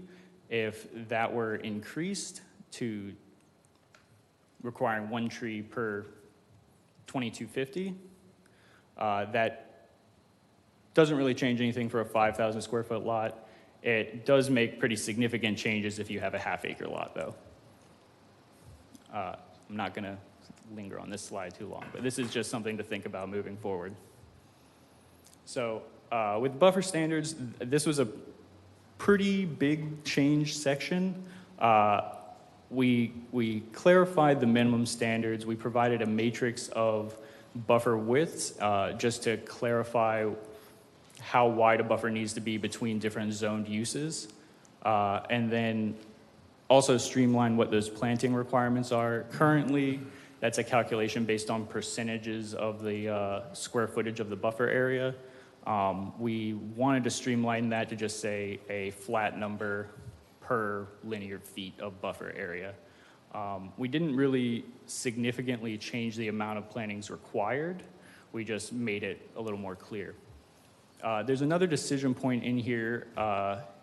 The B3 zoning district does allow a reduction in buffer widths. However, that reduction with a wall and canopy trees it doesn't really work. You can either cause damage to the wall with canopy trees, or it's impractical to provide any like root prevention systems. So we are proposing 2 solutions with that. The first is to, instead of saying a 5-foot buffer, make it a 6-foot buffer, or we can just reduce that planting requirement to understory trees instead of canopy trees. So the last section that had pretty significant changes is that tree preservation section. Most of that section is existing. However, with the tree removal and replacement and violations and penalties, there are some pretty significant changes. The biggest change overall is changing to a diameter breast height calculation as opposed to the, no, my brain is blanking on what this is called now, cross-sectional, thank you. And that's just because that calculation is a little bit unwieldy. Both are industry standard, but the diameter breast height is a little quicker and easier. This is another decision point, though. Non-conforming properties, there is an allowance to pay into a tree mitigation fund rather than come into conformance with plantings. However, Beachside lots, I know there's a little bit of frustration with beachside lots not being in conformance with planting requirements, and that can contribute to stormwater issues or erosion issues. So a decision point to be made in that regard is whether or not you allow that to be the case. So going back to the calculations for violations and penalties, this is just a very quick, these are not specific cases, but this is to show what the current cross-sectional analysis costs a lot. So if you are to remove a 10-inch tree improperly, at this time, that's going to cost nearly $8,000. And that increases almost exponentially as the widths go up. There is, in my understanding, some frustration with that. And so we changed this calculation. These numbers that we provided are what we're seeing in other jurisdictions, but those can also be changed as well. And so this is actually a good opportunity to talk about some of those other supplemental materials. The first being the crosswalk. That's to show, once again, that the existing language in the code is kind of all over the place. It's in a bunch of different sections. We wanted to consolidate that. A crosswalk is good because it shows both you and staff where that language came from. We're not necessarily cutting everything out wholesale. And also for any future code cleanups, you don't want to have duplicative language in a bunch of different places that you need to jump around and make changes to. Or even worse, language that is contradictory. So that's the necessity for that crosswalk. The second was less of a crosswalk and more just a quick description of each section of the code as presented, whether there's new language there or if there's existing language, where that came from. And then the third is a bunch of tables, the first showing going back, this tree analysis, how many new trees you're going to get by changing this minimum residential planting standard. And then followed by this analysis, diameter, breast height calculations versus the existing cross-sectional analysis and the costs associated with each. There's a few different scenarios in there, running through if you're just losing a single tree versus if you're losing a bunch of different trees on a lot and what that'll end up looking like cost-wise. We do have a more detailed or specific thing regarding this this standard in the city. If we want to bring that up, is that on here? Or do we want to move on to questions? Any questions? I think what he was speaking about is we had that second PowerPoint presentation, which really addresses the violation and penalties section and just more of an example of how that would be changed. So we can move into questions and then maybe address that if needed, if we have time. I'll let you guys dictate how this works. Okay, so we're good with questions? I All right, have great. several. Commissioner McGurk. So I know 3 people off the top of my head who have come to me with property around town. 3 of those, actually 4 people, 3 or 4 of those people with property in our industrial area by the airport. And the cost it's an undeveloped piece of property, very heavily wooded. Mm-hmm.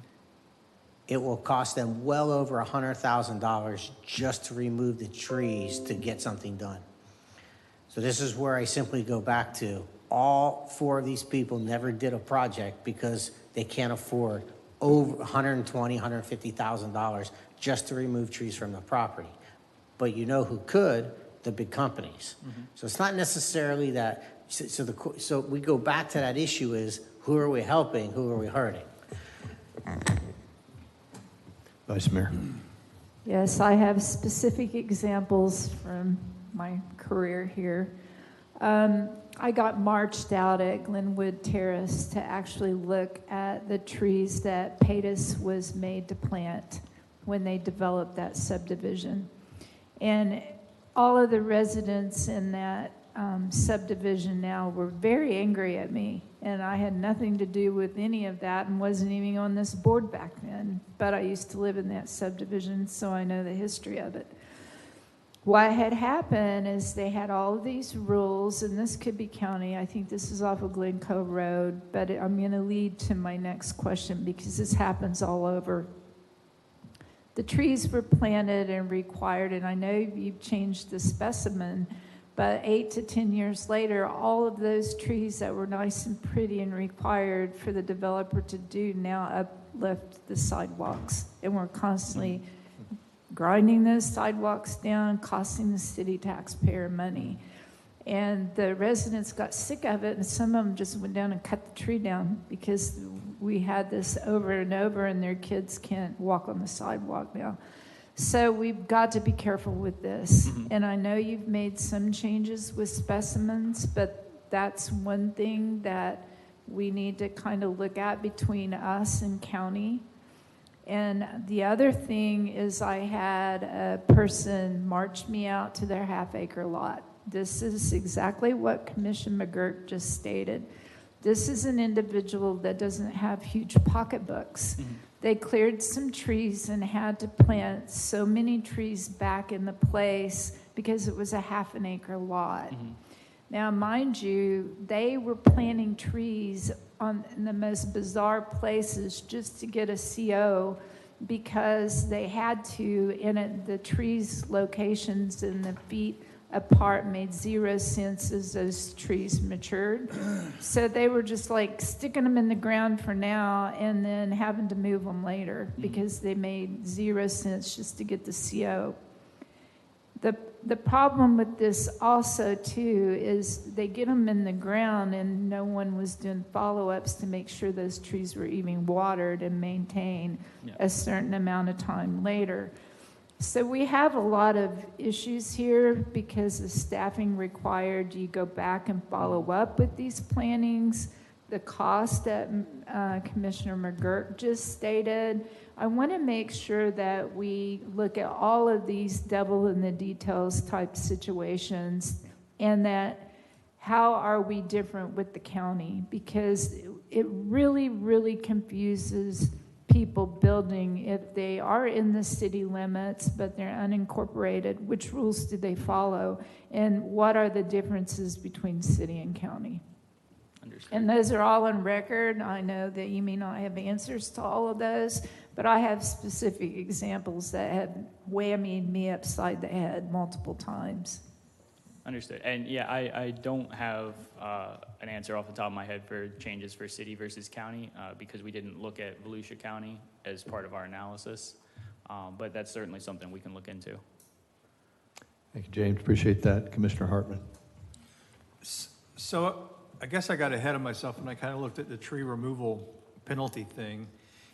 And currently, we don't require permits if the arborist says the tree is dead or dying and these trees are removed. So if we're not requiring permits and no staff is going out there, then how do we know that they have the minimum number of trees on the lot if they're taking out? I mean, I recently dealt with somebody took out 10 trees just because an arborist said, oh, the canopy looks bad. So, and we had no person go on site. And then it turns out that Waste Pro ends up picking up the refuge instead of the contractor hauling the stuff off, which is costing us money in the long run. So I think those are just kind of ideas that we need to think about going forward. That particularly with dead, dying, or disease with an arborist report, that's a state statute. Right. That we can't deviate from.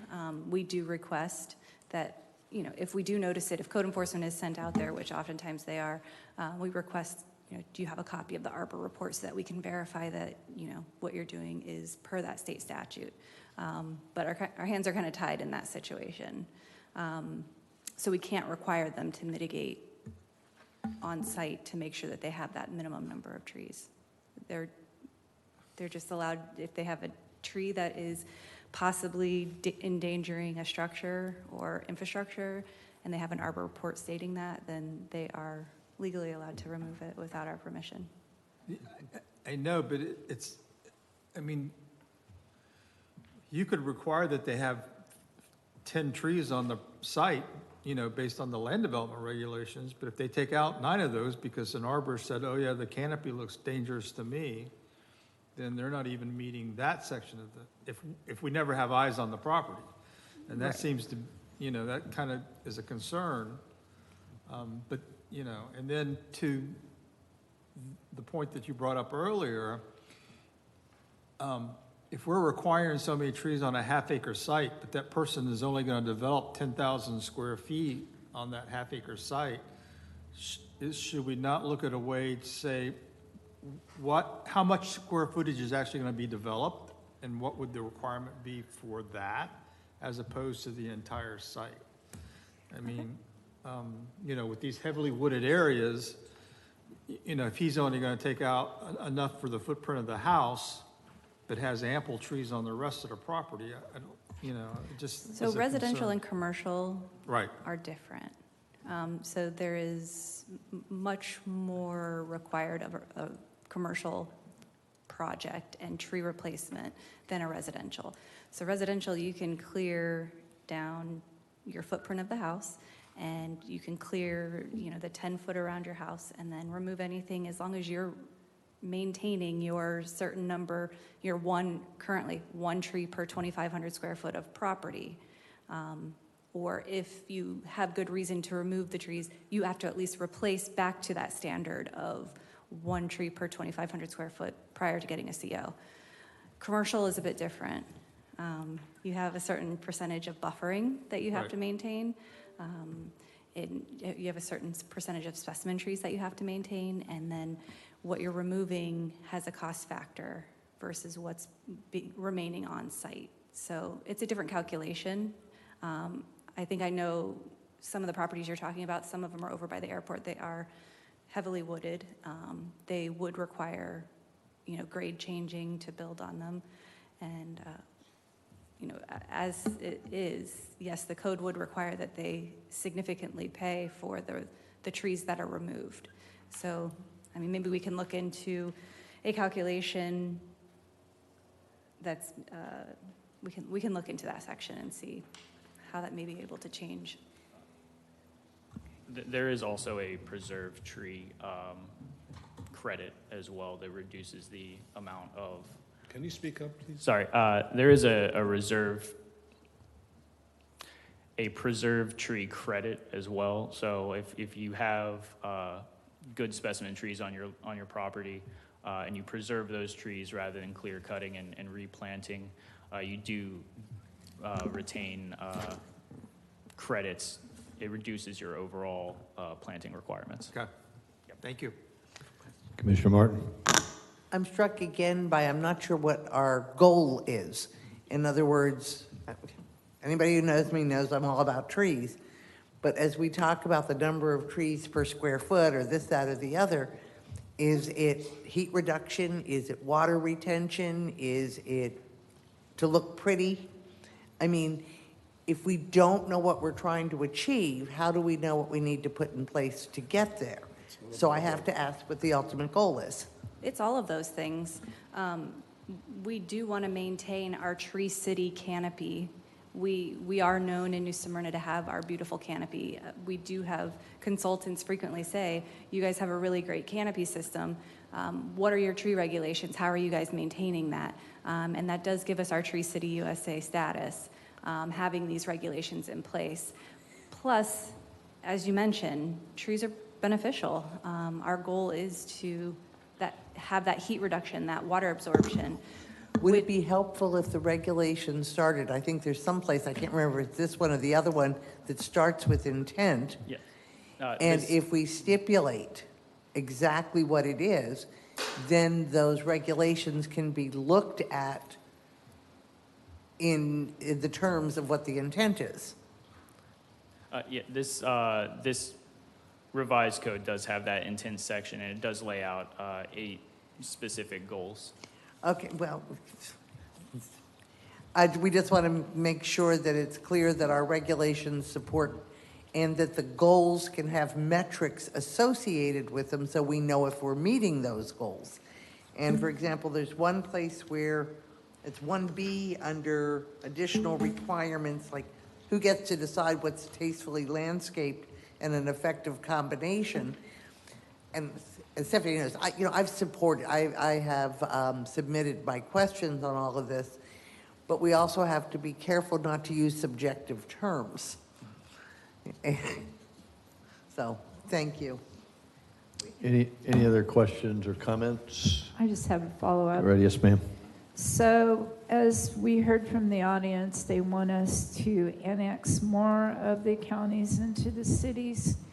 And we have this one particular lot that I can think of right now as part of, it had a septic tank on it, and it's still city, which we have that here all over the place. And there's also issues with trees in a certain area of a septic tank.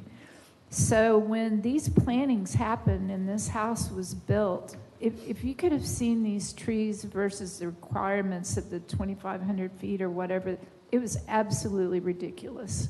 And they were on top of each other. And I went out and looked and I started laughing. I'm like, this makes no sense. So we have to be careful, because if we're going to annex some of these into city and we have rules, we've got to watch what the county is doing too, because that made zero sense to me. And these people were literally moving these trees later after they got their CO. And there wasn't any place for them. They had a garage, a separate car garage. They had the house, a septic, and you're requiring all these trees on a half-acre lot. That made no sense. So we just got to be really, really careful that our future criteria changes make sense. We all love trees, but it's got to make sense. And we can't have things like that. This homeowner spent $10,000 to get trees large enough to be planted on a half-an-acre lot that wasn't about flooding. It was about government overreach, in my opinion. So we have to be careful. Yes, sir. So I think this is reflective as a specific law doesn't work for all properties. That's at least how I would sum it up. Because there's a number of instances where we create policy and you say, yeah, that worked really good here. Matter of fact, we could have made it even better. Then there's other properties that you're going to go out to, and you're just going to look at it and you say, it just doesn't pass the common sense test. So I think that's really, and then of course it becomes subjective. Add the subjectivity in there, and that's the challenge that you guys have. So it's not that we're doing something wrong or you're doing something wrong. I think that in a lot of situations, a blanket law does not fit. And then when that happens, what do? I know there's an administrative variance that we put in place for like 5 or 10%. Maybe that administrative variance needs to go up. But who knows? I'm just suggesting that. It is 15. It's 15. Well, whatever it is just some of those things you look at and you say, yeah, it makes no sense if we're trying to do economic development and we're out by a warehouse district or the industrial area and someone wants to do a project and it's $150,000 just to remove the tree. So a law does not fit all circumstances. And I guess to me, the question is how, instead of trying to make a law that fits everything, how do we make a law that has flexibility when something doesn't make sense? I understand what you're saying. And really, this is a minimum standard that we're trying to create. What is the minimum that we would like to see? Oftentimes, we do have people go above and beyond that. But when you're looking at these smaller, say by the airport, these smaller lots that are, it's the last undeveloped lot in an area versus, hundreds of acres that same criteria is applied to both. So I can see where maybe there could be some discretion. Because when you have a large development, you're going to have that same calculation for development, replacement, and tree removal mitigation as you are development, in a smaller scale. Where that is different is when you get to residential. It's much less. Can I touch on one thing? So I want to use yes, I recognize that. And I'm not attacking, I'm just trying to use, it was interesting because there was a person who had a office on US 1. And this was a very old property on a corner. And this person removed some trees. Some of the trees were brought down by hurricanes, and some this person removed technically illegally. But this property had been developed with those trees already there in a way we would never let development occur today, but it was done like that decades ago. So when this person applied to do some remodeling or whatever for this property, that lack of trees was identified and the removal of some of those trees was identified. So the person had to pay a fine in excess of $100,000 and then had to put the trees back on. But because the property had been built out the way it has, it was almost impossible because of power lines and right-of-way and the sidewalk. Couldn't put the trees how you would normally think you would, or replace the trees that were lost because asphalt was put up to the base of the trunk of the tree. So it just created a unique set of circumstances.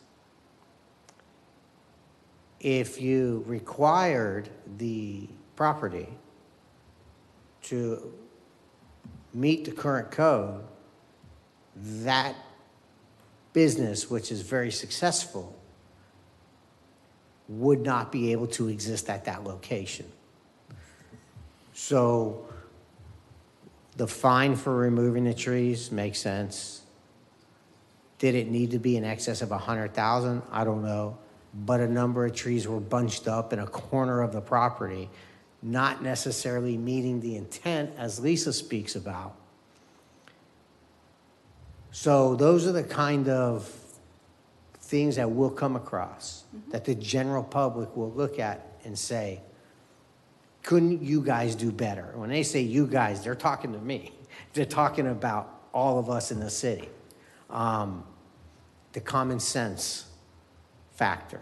So, the reason for the story is it just stresses a specific law does not cover. We have old properties, new properties, old development on small home sites. That's what US 1 is. And we got new development on State Road 44 where you can buy acreage.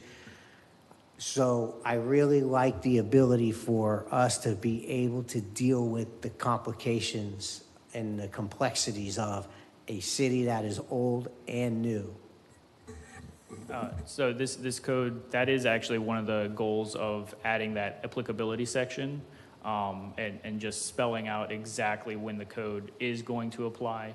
It's not 100% of the situations. It is when it's clear cutting and doing a completely new development, or adding significantly to the square footage of like a commercial development is when you would have to come into compliance, rather than the way the code currently is, when it's kind of all over the place.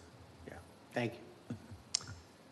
And I will say the buffering section is new, and it does take into account like the B3 section, which is that US 1 corridor, where those lots are smaller, and if they were to be redeveloped, reducing the buffering so that they are usable sites was something we took into consideration, and saying, well, could we add a wall for the buffering as opposed to as large of a landscape buffer as we would have somewhere where there's more space.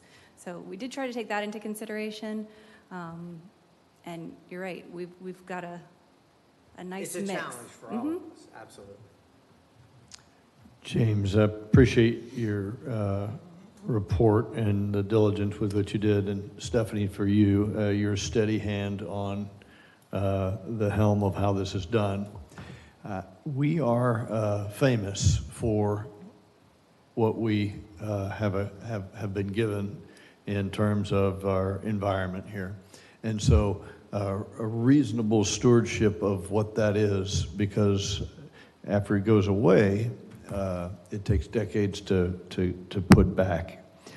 At the same time, I'm real sensitive now to something that Commissioner McGurk has brought up about who can afford this type of work. Those are the big companies, and the mom and pops that we're also famous for would never be able to attend those. So I certainly don't want to bend the scales so far back the other way. Not worried about the maximum.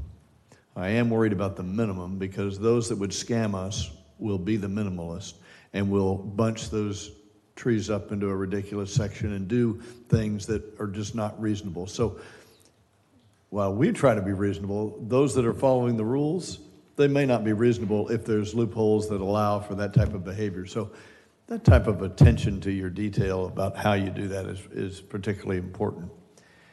And I think I like the idea of intent, because should it get litigated, it always will go back to what the intent, the stated intent would be, and are you in compliance with what the intent is going to be? And so spelling that out, I think as a preamble, has a huge amount of value.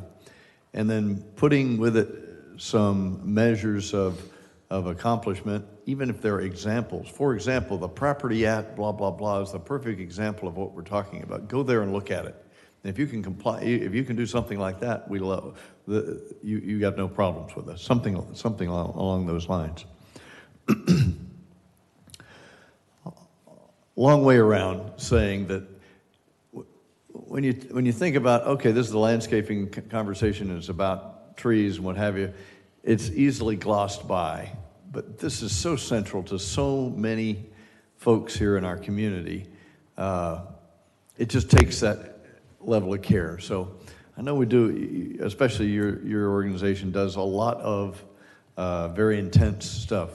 Put this in that intense bucket so that it doesn't just become, oh yes, and the landscape thing. And I know our hands are tied with some state rules that preclude some of the stuff that we had previously meticulously gone through and said you need local permitting to allow. But if there is a way to compensate for that, I would sure appreciate it. And the last point is, there are many of us in town, not us, there are many folks in town that are arborists or would-be arborists. Has the city ever employed an arborist? Have we ever had one on the staff, somebody who knew this trade cold? Not to my knowledge. There are a few of us that are very invested in it. I'm not suggesting that we buy one, but there are several in our community who are very expert at this. And having, even if it was an honorary title, with limited authority, whatever works, and there were a subject matter expert, and there are many in our town, because that's that's the type of folks we attract, that could be of advise you or advise those that would come in and want to do something and don't have any skill like me. I could not tell you what to do, but I'd certainly want to have the advice of somebody like that. And it would be a position of honor for somebody to say, yes, I'm the new Smyrna Beach arborist, and I have a dotted line to whoever, and I'm not compensated, but they listen to me. I think you'd find people jumping out to do that, similar to what people that want to be on our boards. I would just commend that to you as an idea. We have taken that into consideration. We do have a staff member who's interested in pursuing that. We've encouraged it. One resource that we do tap into regularly is the Florida Forestry Service. They provide advice to municipalities as part of their mission. So many occasions I have had them come over to New Smyrna and look at a tree that has had a lightning strike, or someone is saying, I think this tree is dead, can you give advice? And they are experts in what they do. So we do rely on that resource, because it is free to us. And they're happy to come over here. Usually, they're very impressed with our trees as well. And they'll advise us, although they don't usually give it in, writing, any reports or, to say that, making it official, but they advise us on paths to move forward. There was one particular tree that did have a lightning strike, and he was like, oh, here's the path that the lightning took. This is where it hit the ground. Gave us a course, look for these things over the next 6 months, and then after that, look for these things in the next 6 months, and if you're seeing this or you're seeing that, it may need to come down, otherwise it's probably going to recover. So we do tap into the resources that we have available through the Florida Forestry Service. They've been really wonderful, and it's free. Yeah, love all that, and I'm delighted that in a catastrophe situation where there's a lightning strike and something is endangered, I just think about the power of the community feeling like they have not a say, but they have involvement with the program, and what a powerful signal that sends to our community. You don't have to call them to come over; they're here, and they would love to, and there's the skill level is high. So I commend that to you. I'll follow up with the city manager sometime, and this group, if we decide that's something that we would like to have. I just brought it as an idea. And Mayor, if I may just Sure. just follow up on that question. I mean, so typically I know that volunteers, I mean, it's a good thing and whatever, but you got a liability issue. That's number one. Number two, are they certified? I mean, they're arborists, they have experience, but are they certified in that field? Because the way that the state is written, it has to be a certified arborist. So are they certified? Says there's any liability issue that will go along with it, and then if they are available all the time. So that's what some of the challenges sometimes that create for us when we have volunteers. Well, they're volunteers. Well, what happens if they leave 4 months on a year and they go somewhere, and then what do we do then? So there's a lot of concerns there, but I mean, it's a great idea. It's good for the community, but then it brings some other issues. Sure. Thank you, sir. Vice Mayor.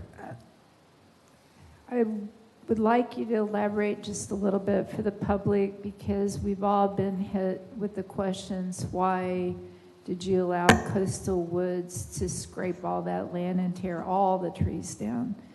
And that bothers me. None of us like to see that, and it wasn't city, to my knowledge. It was before our time, but are we going to see that again? I mean, we're seeing a little bit of that at Shell Point, all up and down 44, and it disturbs all of us. And here we're addressing trees, but when people see that, they don't see the differences. It's kind of like looking at the infill lots versus development, two separate issues, but issues that are important.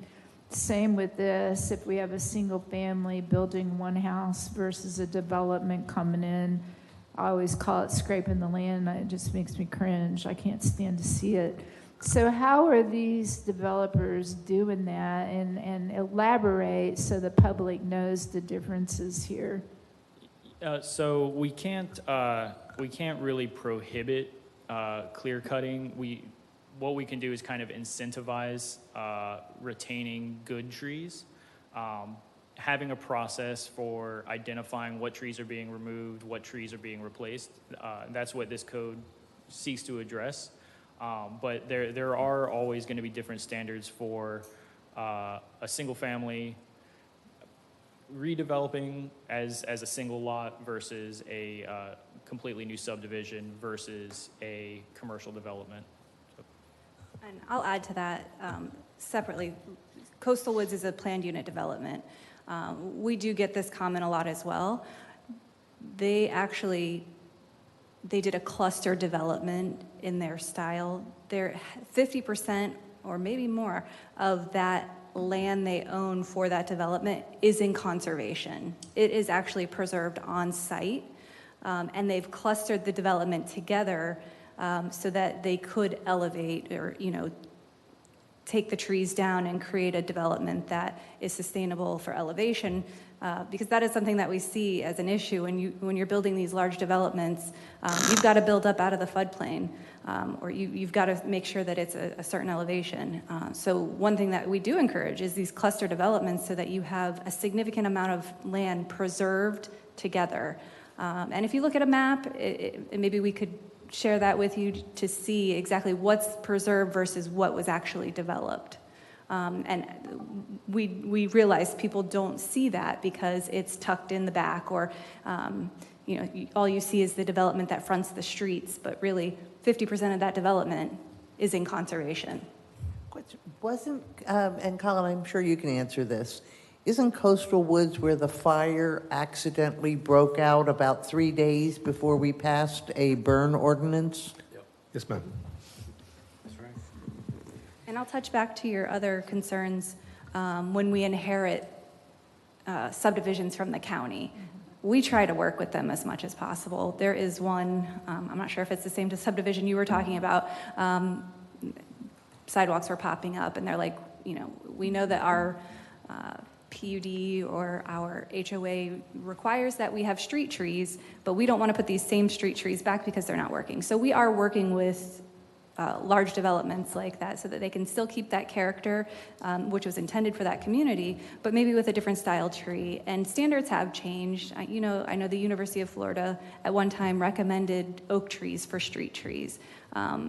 And now we're seeing that's not practical. And I think that they also intend for you to have a much larger tree lawn area between your sidewalk and your street, or just expansion space. That just doesn't happen. You're usually stuck with 3 to 5 feet of space. So we're realizing that we need to put more appropriate trees in there. And if they're understory trees versus, those large canopy trees that are just going to bust through the street, the infrastructure, underground and above ground. So. Thank you, Stephanie. You guys work really hard, but I foresee that if we're going to do this cluster PUD in the future for what we have upcoming in our economic development projects, that we really need to constantly educate the public on why, because I don't even know why we did it that way. I just don't like driving down 44 and seeing all the trees cut down. So, and I think if we educate on that and get that on our next door negative social media source and our website, and then constantly update that over and over and over and educate people, you're going to be educating me as well, because I didn't know that. All I was ever told was the state did that, or the county did that, or that was approved years ago. And I understand that, but I don't want to be up here and not really understand why we allow that and why we don't. And the same when it comes to these small parcels that, the residents are scratching their heads. Do we follow county rules or city rules? And we're so confused, and I get that a lot. Well, I believe with our new ISBA agreements, if they are unincorporated but still within our ISBA, they are following the county's rules and regulations. Building department is through the county.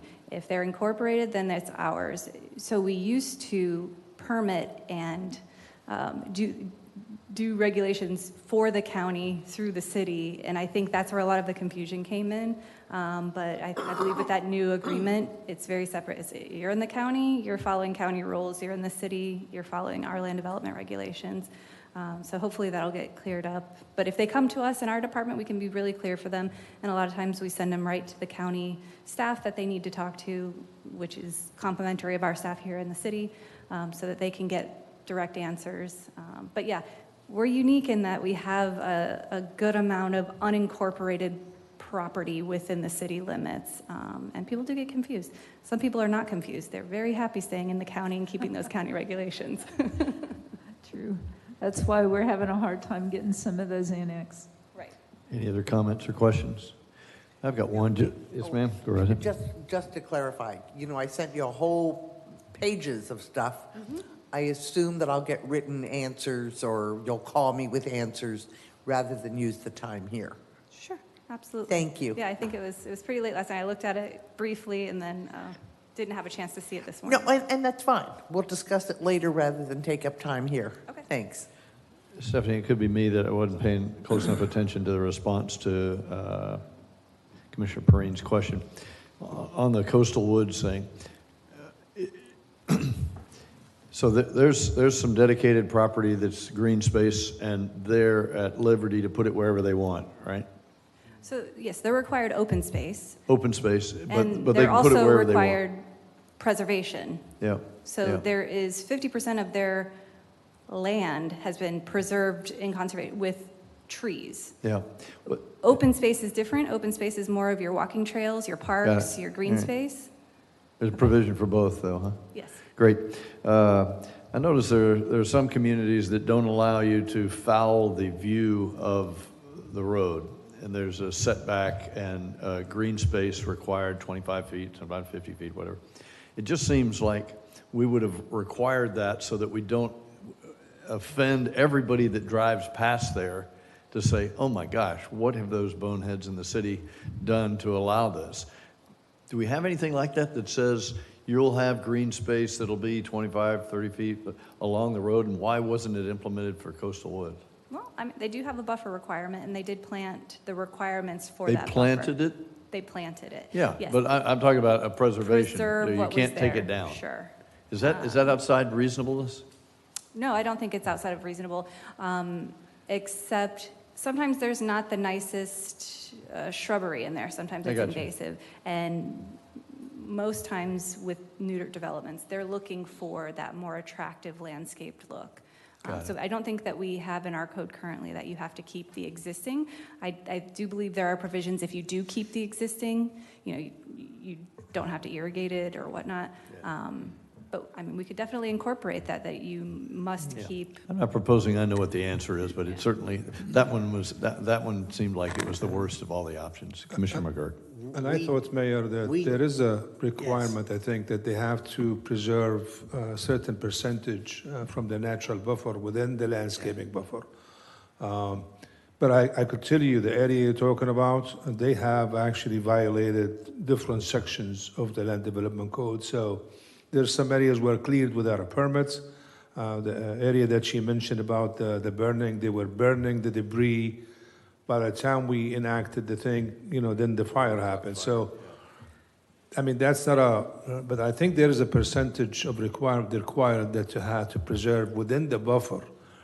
And then we made the changes on the landscaping within the 44 corridor, and they increased the buffer in some areas. I think it went up to either 50 or 75 feet. So, but again, she mentioned about the underbrush. So sometimes what happens is those buffers, you might not have the best buffer there, but they still have to maybe clear the underbrush and then add some other trees to meet the requirement on the buffer.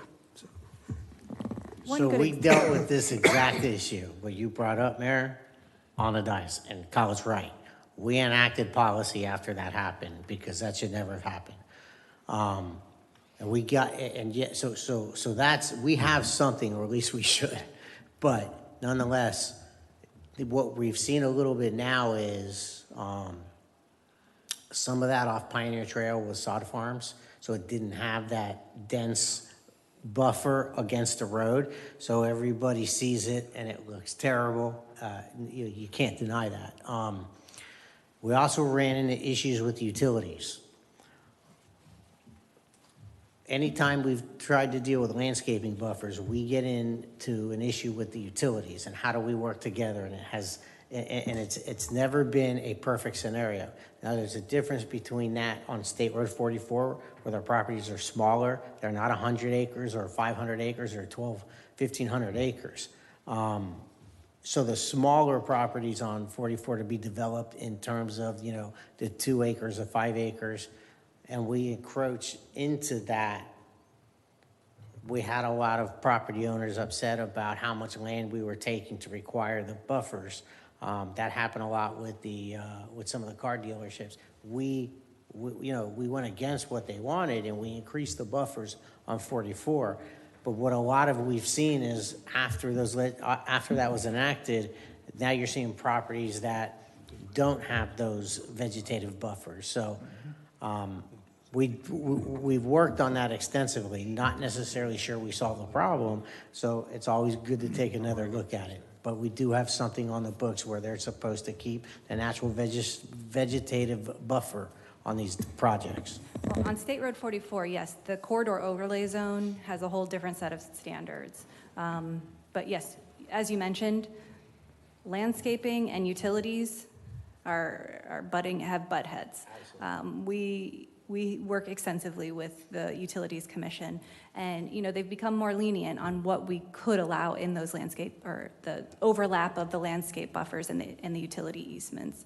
Obviously, they're trying to protect what they have underground. We're trying to create the visual buffer that we require, so it's been a dance. Yeah, again, it's a tough issue, and there's a validity on both sides, and so that's, it's a tough. Okay, anyone else? We've drained that rather well. Thank you very much. Thank you.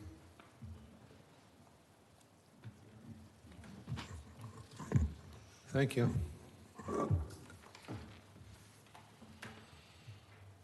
I'm up next as well. Yes, you are, Stephanie. We're anxious to hear what you have. This one will be just a bit more brief. This is the PUD section. Staff really hasn't delved into PUD regulation changes. Pull out my notes here. So this section was requested of us, I believe, by a former commission and staff to review the PUD section of the land development regulations. I believe there was some desire to make it more stringent. So I'm just going to go through what we have and really kind of ask for what it is that you guys are looking for in this section, and what are the major changes. We have some minor changes that we see we'd like, but at this point, not anything significant. So first, I'm just going to start off with there are two parts to a PUD. You all are probably very familiar with this, but I think for the public, this is important. So we have the PUD zoning, which is your land designation, and your LDR section, which is just like any other zoning section. It's got your requirements for your land. With PUDs, it's a bit lighter because the intent here is to have a creative mix of uses. And then along with any PUD, you have to have a master development agreement between the city and the developer to really lay out what is going to govern that land. That master development agreement is going to run with that project, and that's what they're going to follow for development and thereafter. So the intent of the PUD zoning section is, as I said, it's to create flexible development with a mix of uses between retail, office, residential, and really to have a high quality development that you wouldn't necessarily be able to create in a zoning district that exists with a singular use like business, highway business, or residential. So along with the intent, there are about 9 major items that are to be considered when creating a PUD and a master development agreement. And as I said, that is having a diverse housing options, having innovative building design, having cohesive building designs that match within that community and its neighboring communities, having open space, recreation space, and more cohesive infrastructure planned out and set up for the entire development. So also providing creative spaces, as I said, recreation, residential, commercial, office, all like a live, work, play within one area if they desire, and really just to promote innovation. So within the PUD LDR, there are these subsections here. I'll just touch on a couple of them. The first few here are 4 or 5 are all touching on what are the uses that you can have within a PUD, your permitted uses, your accessory uses, your conditional uses, your special exception uses, and then it moves on to your dimensional requirements. And as Commissioner McGurk mentioned earlier, we have dimensional requirements that are different depending on what part of the city you're in. So on our traditional side of the city, which is I guess if you picture maybe Eddy Road, Frozen Gold, and East, that's our traditional city area. You'd only have to have 3/4 of an acre. But anywhere else, if you're having a residential PUD, you have to have a minimum of 5 acres, a non-residential, a minimum of 2 acres. So there's a little bit of a difference there. your lot sizes, your lot dimensions, your yard sizes, really that goes back to the development agreement. We don't put that in the PUD section so that these can be creative and innovative areas. There's off-street parking requirements. Again, that kind of goes back to the parking regulations that are within our LDR and other sections. Our landscape buffering, again, there's two separate landscape buffering requirements, one for the traditional area and then one for everywhere else. Really the biggest difference there is the traditional area, you're taking into consideration the smaller lot sizes, so the buffering, the parking, the requirements that go along with those are a little bit lighter than if you were to start a large PUD with hundreds of acres. You know, you've got to have, you know, a 20-foot perimeter buffer, preserve that 30 to 50% of conservation. So there's a little difference in the landscaping that go along with it, but it's still, both sections refer back to our landscape code for those interior requirements. So the buffering between different uses and the types of trees and how many trees. Again, there's a transportation impact section, and that, again, it's a one-sentence section that says it must refer back to the transportation concurrency section of the LDR. We have our density.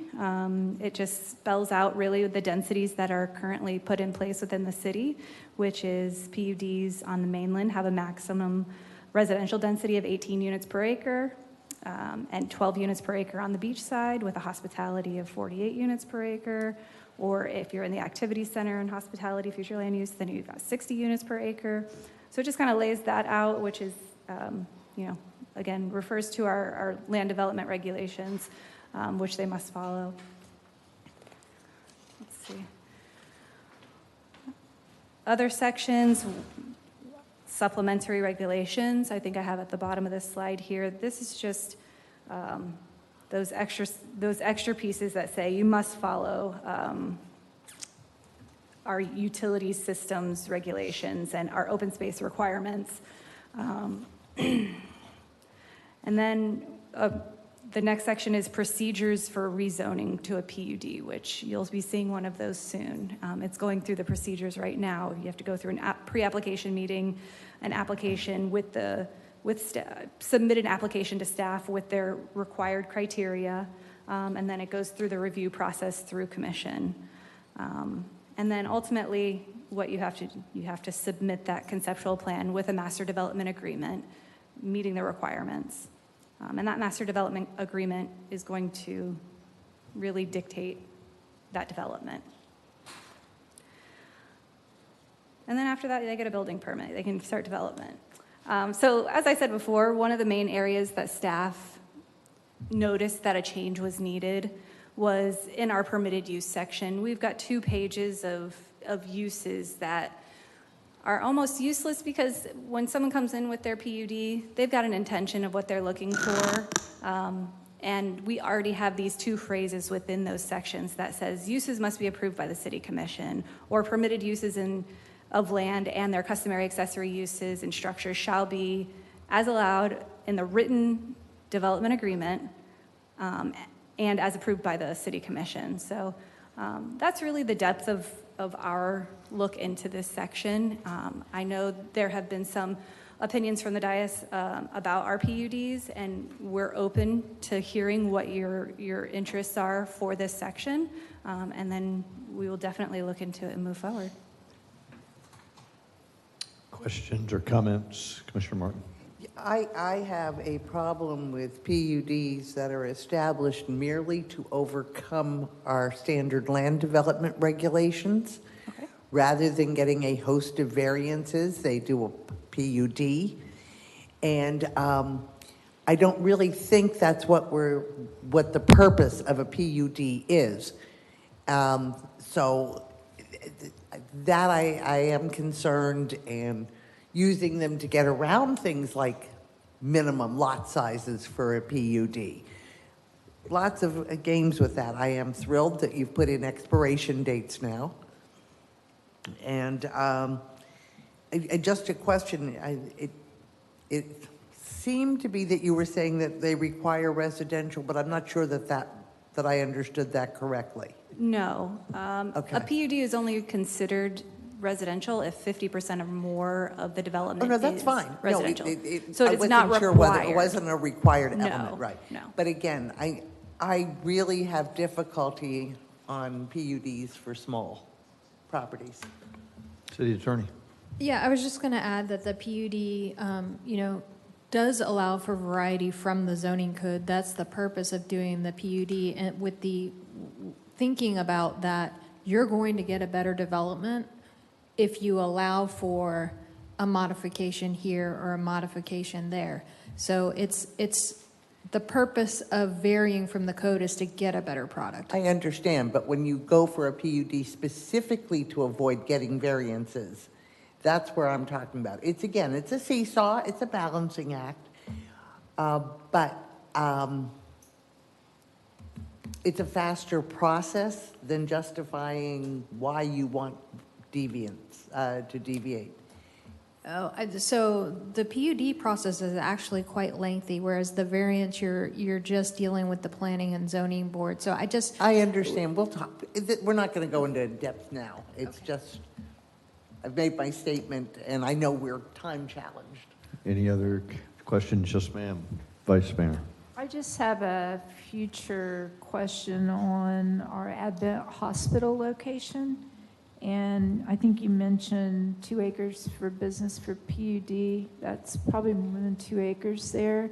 And that's a different location than 44. Where does that fall, and what do you foresee what could potentially go in there when they move out west? Have you guys thought about that? Oh, you're speaking of the current Current. location. Oh, okay, I was going to say the Because future that's location is in our Old Town. activity center. So the current location, I'm not sure what the future intent is there. I haven't been part of those conversations if they've been had. It is not within our corridor overlay zone, which is where we encourage PUDs, which have a separate set of regulations with larger setbacks and buffering so that we can keep that visual corridor pleasing as was desired when we created it. The current hospital site, I'm not sure where that's going, and maybe the city manager's office has more information on that. But if it were to be redeveloped, then we would put in the regulations that are required within our buffering section. If it were to stay as is and repurposed, it would remain as is. What was the question? I've just heard different ideas kicked around from different officials, and what could possibly that be redeveloped for, because the building is old. And I was at the Advent meeting, and it's likely that that building will probably be torn down if it's in that kind of shape. And what would our city need? So I would think that the staff would have some great time to come up with some wonderful ideas for redevelopment of that area. I don't know how much land is there, but I'm just looking at the current zoning that would be needed for a PUD there, if what the rules would be. I'm going to guess it's a lot more than 2 acres there. Right. And We've had some preliminary meetings with the hospital staff and with the taxing district about a redevelopment plan for that property, working with the hospital and the taxing district to act as partners to work together to come up with a future redevelopment plan for that area. So those processes and conversations have already started. How much land is there? Do you know? I can't specify the particular acreage right now, but there's a significant amount that can do a very significant multi-use type project under the guise of an RFP between the city, the taxing district, and the hospital. So we've had some preliminary discussions with them right now, because we know in several years they may be moving forward. Mm-hmm. We need to have those conversations now. And I think that's an excellent use of a PUD multi-use type situation, where it allows you to modify and do what is best for the city. So thank you. I'm just curious on that. I know it's coming. it's a prime location. We definitely would like something global. Commissioner Hartman. Yeah, so, one of my issues was, and I think we've addressed it individually, but maybe we should just do it blanketly, is that all the landscaping needs to be maintained in perpetuity. I mean, we've had those issues, and you can go back to some of these older sites where, you know, they've had some hedges that have died out and they just are leaving blank holes and things like that. But just as long as we do that, I know we've hired staff now that goes back and reviews some of those things. So certainly appreciate. Right here, he's listening. So I appreciate all that effort. You know, you've listened to us in the past, and I think it's always a work in progress. So appreciate all the work you've done into this. And we're always, we're here if you have tips on areas that you feel like maybe have not been maintained, that have, you know, missed our observation. So please let us know if you find something, because we do have a compliance coordinator who is staying on top of on those landscaping projects within PUDs. And just to your comment earlier, Mayor, about the preserving the natural vegetation, we did that with the apartments at Glencoe. And I remember there was pushback from the time going, why are we saving all those scraggly old trees? You know, they're all bent over from the last storm, you know, so there's kind of both sides to every story. So like Jason has said in the past, there's not a one-size-fits-all when you're dealing with some of these things. And that developer was very receptive to preserving those trees. Not all developers are that receptive. And as we mentioned, the utility situation is always in there. That had existing infrastructure running down 44 and Glencoe, and I think they only had to go underground through one area of that buffer for other infrastructure. So it really was a perfect situation, and it was right at a time when that corridor overlay zone was getting a big push for preserving. So we really pushed that on the developer, like as much as we can preserve here is ideal, and they heeded to our request. Mr. Rashadat. Just, I guess, maybe a one positive comment about PUD that I see throughout most of these projects, because we get benefits out of them. And I could give you an example on this Deering Park, the one we're working on right now. If we didn't have a PUD, we would not have the area for the community center or for the police substation or even the industrial park. So, and I understand sometimes we think that the developer wants to get away from the typical zoning requirement and avoid the variances, but there's quite a bit of benefit sometimes that we use the PUD to our benefits to gain some of these items that we want. So, I mean, it's a balance between the two, and I've seen some projects where the buffer was like, say, 25 feet. And I remember in several projects, because there is a residential abuts the property, I have asked the developers, let's make it 50 or 75 feet, through the PUD, and they account that. If I would have stuck with the typical zoning, it would have been at 25 feet. And 25 feet sometimes, especially if you have a residential abuts a commercial project, it's not big enough. So, I mean, it's a balancing act between the two, but I see some benefits to it. So, just a comment. Thank you, sir. Appreciate that. Commissioner McGurk. So I want to echo how beneficial PUDs can be, because, you know, the history of this community is very libertarian. You know, we couldn't get design guidelines passed in this community for decades. A lot of the underlying zoning is archaic and not what the expectation is today. And it's old. And the PUD allows you to go in and talk with the developer, and we usually get much better than what the underlying zoning allows. And if we didn't have that, and if we didn't do that, we would end up with projects that were very ugly and very bad. And you can't just go rezone it, because then it's a taking in a lot of cases. So that PUD, and I understand where Lisa's coming from, there's some things in there like maybe some people in the community feel we gave up more than what we should on something. But I gotta say that overall, the PUD is a saving grace for a lot of our old underlying zoning, where we can work with a developer, staff works with the developer to get a much better project. And as bad as I feel that project is right over there. Ocean Walk is, like, all these names. What is it? Riverwalk. Ocean Walk is the one down there. That's worse. That project, what the underlying zoning allowed was terrible, what they could have built. And a PUD allowed us to negotiate with that developer, I say we, not me, but staff, an insanely much better project than what they could have put there. When you ask me how to comment on a PUD, that's tough. I'm not an expert. I will tell you this, though, what I have seen in PUDs, which are very simple, functional, practical things.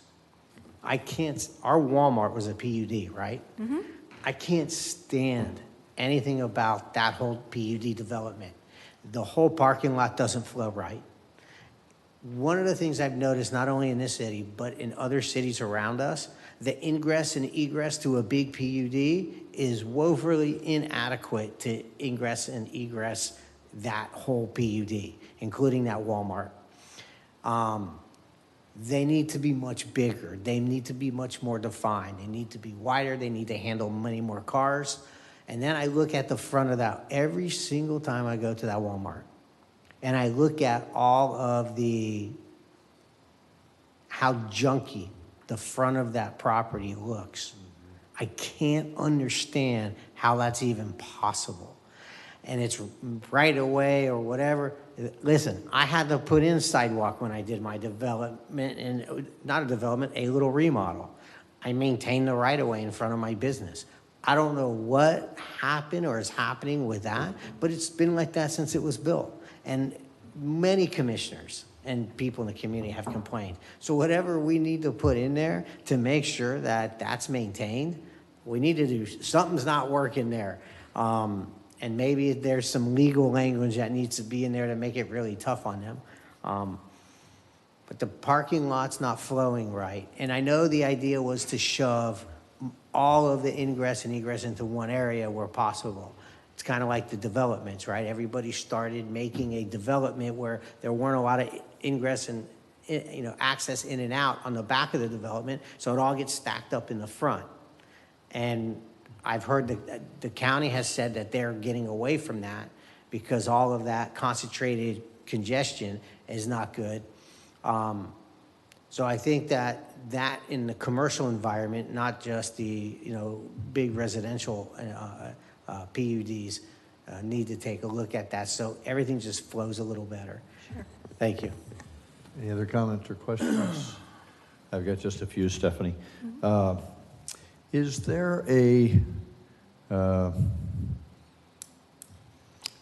I worry about the city infrastructure and how many PUDs and how many approvals that we can do before we've overtaxed our capability to provide the services. And is there some accounting for, oh my gosh, if we allow all this, I need 3 more planners, I need another lawyer, I need another code enforcement. Is there something that goes and says, hey, this is going to affect our ability to, when it all fills out and all the buildings complete and the people in there and the businesses are up and running and the residents are all built, how much the impact is on the city staff and the city infrastructure? I'm not talking about utilities, I'm not talking about water, I'm talking about our ability to deliver services. Have you got something in there that says, our count is getting close to max? There's some that think we're over max right now. We're drowning right now because we've got so much going on that Mr. Rashidov's team can't get there, right? Is there something in there? If not, I would implore you to get something. And I don't know what it is. We can put some time and brain power on it, but there's got to be something that says that doesn't allow this. They've met everything in our requirements, and the patient died. All right? I want to make sure that doesn't happen. Okay. A la Venetian Bay. Those residents thought they were going to get X. They got X minus, and now we're not able to go in and help do anything because they met all the rules, but they didn't get what they thought they were going to get, and that's our residents. So city staff, I'm worried about you guys. And I'm worried about the residents getting promised X and not getting X plus. Not that we should be overreaching in any way, and we're not the enforcers of that. But there ought to be some full disclosure. We ought to make sure that there are protections in there so that everybody gets what they think they're going to get, and we don't break the machine that you guys have. Mayor, I'll take as far as the impact, I mean, typically what happens is when we do the budget, and that's why when you see the additional personnel that added to some of these departments, and the way we go about it, it has to be justified of why they need that additional personnel in that department. And typically what happens, it depends on the amount of work they're doing or what additional work has been added to their department. Now, what you mentioned about like what happened in Venetian Bay, and I think we could do a better job on the enforcement post-development, I think. For example, one of the steps we took immediately after Ian is to reach out to all these subdivisions, to the HOAs, and say, hey, you know, you need to maintain your stormwater system. You need to maintain your outfall. That in the past, we were kind of just relying on them to do that. But what happened is their boards changed quite a bit. So when they transfer from one board to another, a lot of times they don't know what they were doing before. And I remember, I think I mentioned to you this case. I went up to Turnbull Estates. This was about 15 years ago, talking to the HOA president. And I asked him, I said, hey, when was the last time you maintained your outfall structure? And the light kind of piped out like, what are you talking about? So I took him out there, and interestingly enough, the grass was about 5 feet high. There wasn't any maintenance on the outfall structure at all. So I think this is, when our part, I think we got to do more, probably a better job on the enforcement. And I think by having Channing here now with us, I think that it's going to probably improve some of these functions that we had before where we were lacking on. You know, like what they mentioned about the buffers. They plant the trees, but then they either take them out or they don't maintain them. So, and I think that's probably, I would say, one of the things that I would mention on this one. Give you a second. Let me just follow up on that. And Stephanie, I didn't give you a chance, but maybe Mr. Ross should answer it for you. 2 points. The one point is, and I know you do the budget cycle, but what is the trigger that says, oh my gosh, I'm full, I can't go any faster, and I'm now doing it on the backs of other people and overtime and all that other stuff. What is the limiter, or what is your warning device that says, if we approve this thing, I'll need to hire this many more? So that stuff is in there ahead of time, and you don't have to discover it because Stephanie's team's workload just went up, and she's like, hey, I can't pedal any faster. I need 5 people. Just something to lead the duck rather than to respond to it. The second is on the second and totally separate is protection for a residence that is a developer with the best of intentions comes in, says, here's what I plan to do. Not in concrete. This is what I plan to do. And then somehow or other, through some kind of maneuvering, sells it to somebody else or whatever, and it never comes true. It never comes true. By no fault of the guy with the vision, but because of a legal proceeding, and I sold the property, and it really wasn't in writing that we had to do a retail section and self-contained. I just want to make sure that we've learned, Stephanie, that we've learned all the lessons that are possible to learn out of that project, and never get close to having it be like it is again today. Just a question. I want to make sure I understand what you're asking, because I think what I'm hearing is that you're asking, is there the equivalent of an impact study? Like we have the traffic impact, we have school impact. So we're looking at city staff impact. Is that correct? Yeah, that's a good word for it. I wouldn't have thought of that. Thank you. Anybody else? I like that because recently, you look at Canal Street, there were planters put up. I'm not sure how many years ago those planters are put up, but we have parking needs now, and those planters took up maybe 3 parking spaces. And I don't know that, they thought of that. in the future, and I think times two, there's, 6 or 10 available parking spaces by moving those planters. And then we had staff put planters in the sidewalks, in the trees, and then we get calls about the maintenance. And, everything has a cause and effect. It looks beautiful, but, what is that going to require for staff?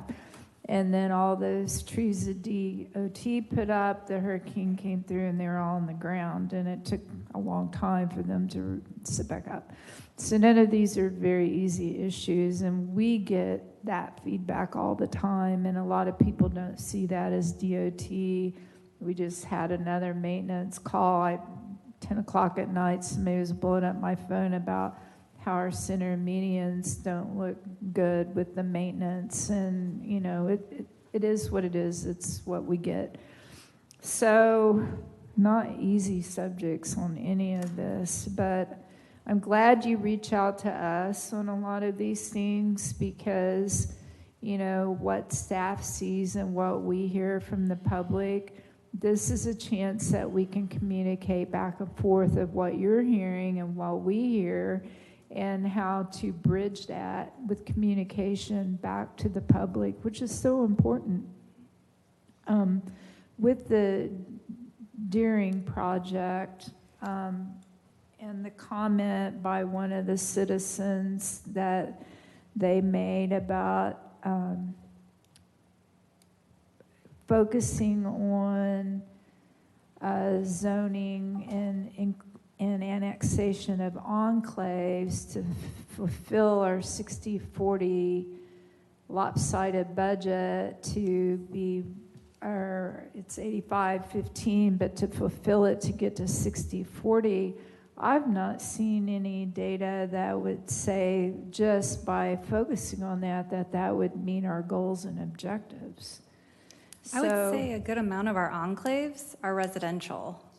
We have a small portion along 44 that is still part of the county, but the majority of those properties that... It's within the ISBA. They're within the ISBA, but the properties that you're saying we need to annex in that are part of our ISBA, a great majority of those are residential. And the ones that we're annexing in every single month that you have coming through here are residential. I think, a couple months ago we had a tiny little parcel from the Utilities Commission. But everything else is residential, and they're voluntary folks coming in here saying we'd like to annex our property.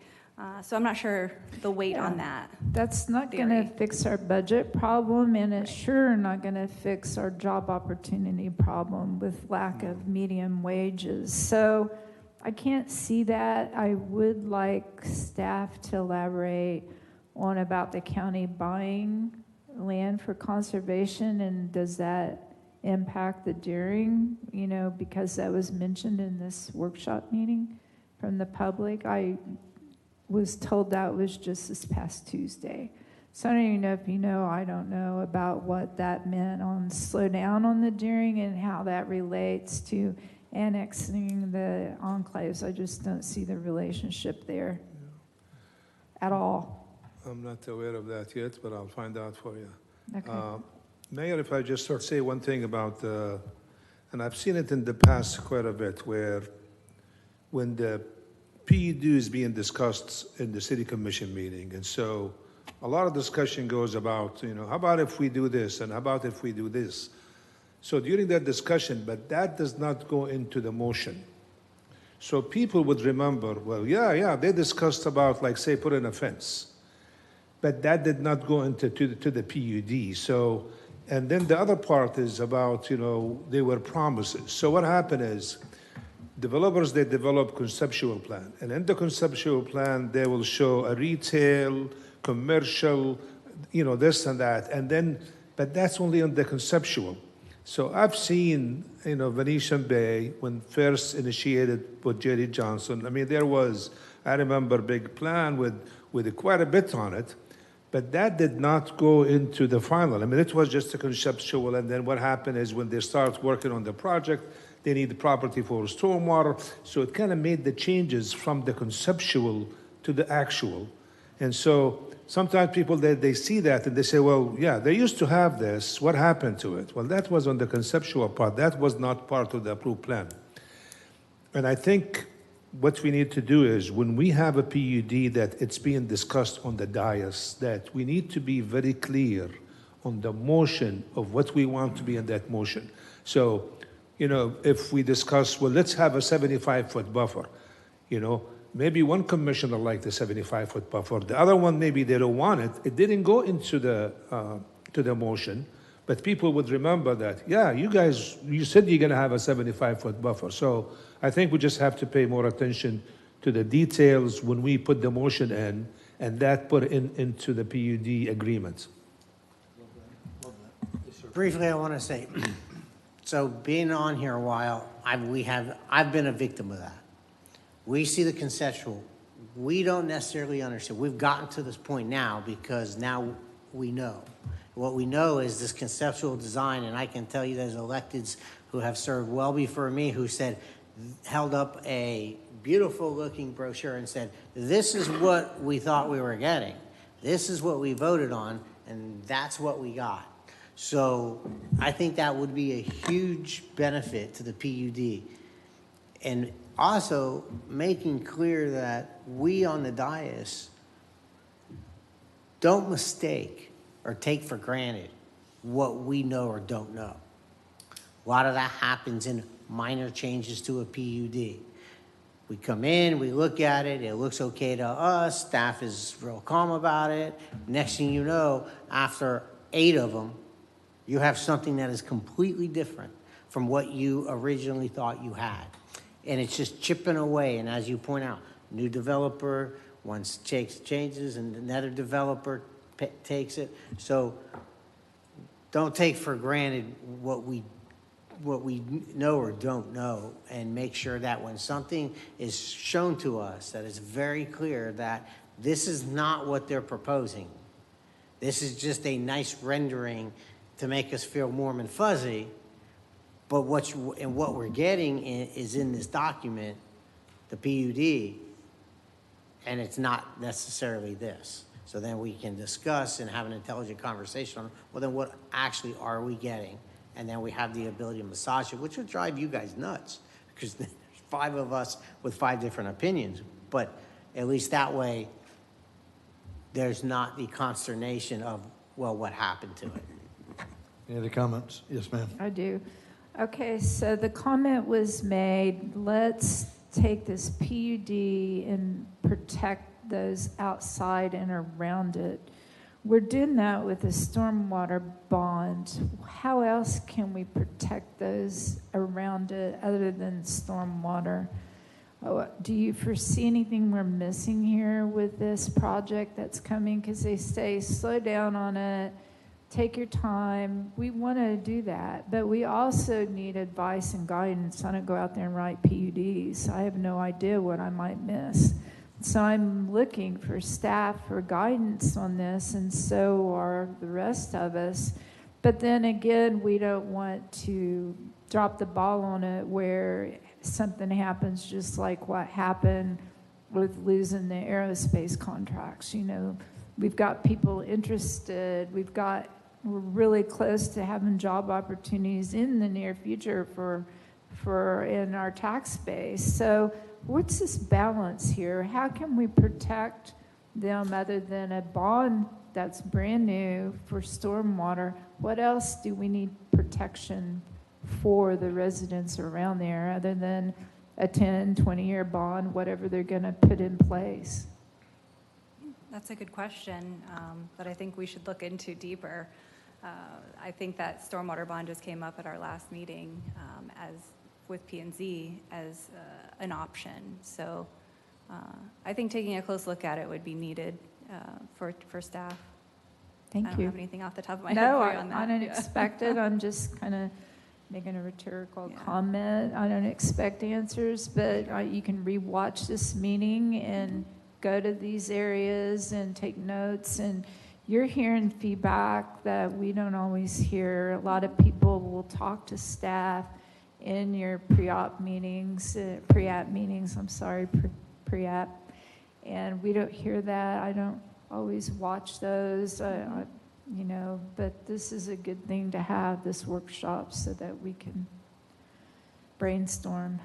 I will say some of the main things that we're looking at to be beneficial to the community is our infrastructure, our roads, our sidewalks, our interconnectivity, especially with this project, the connectivity between New Smyrna and Edgewater, the adjoining communities that are also proposed to being built.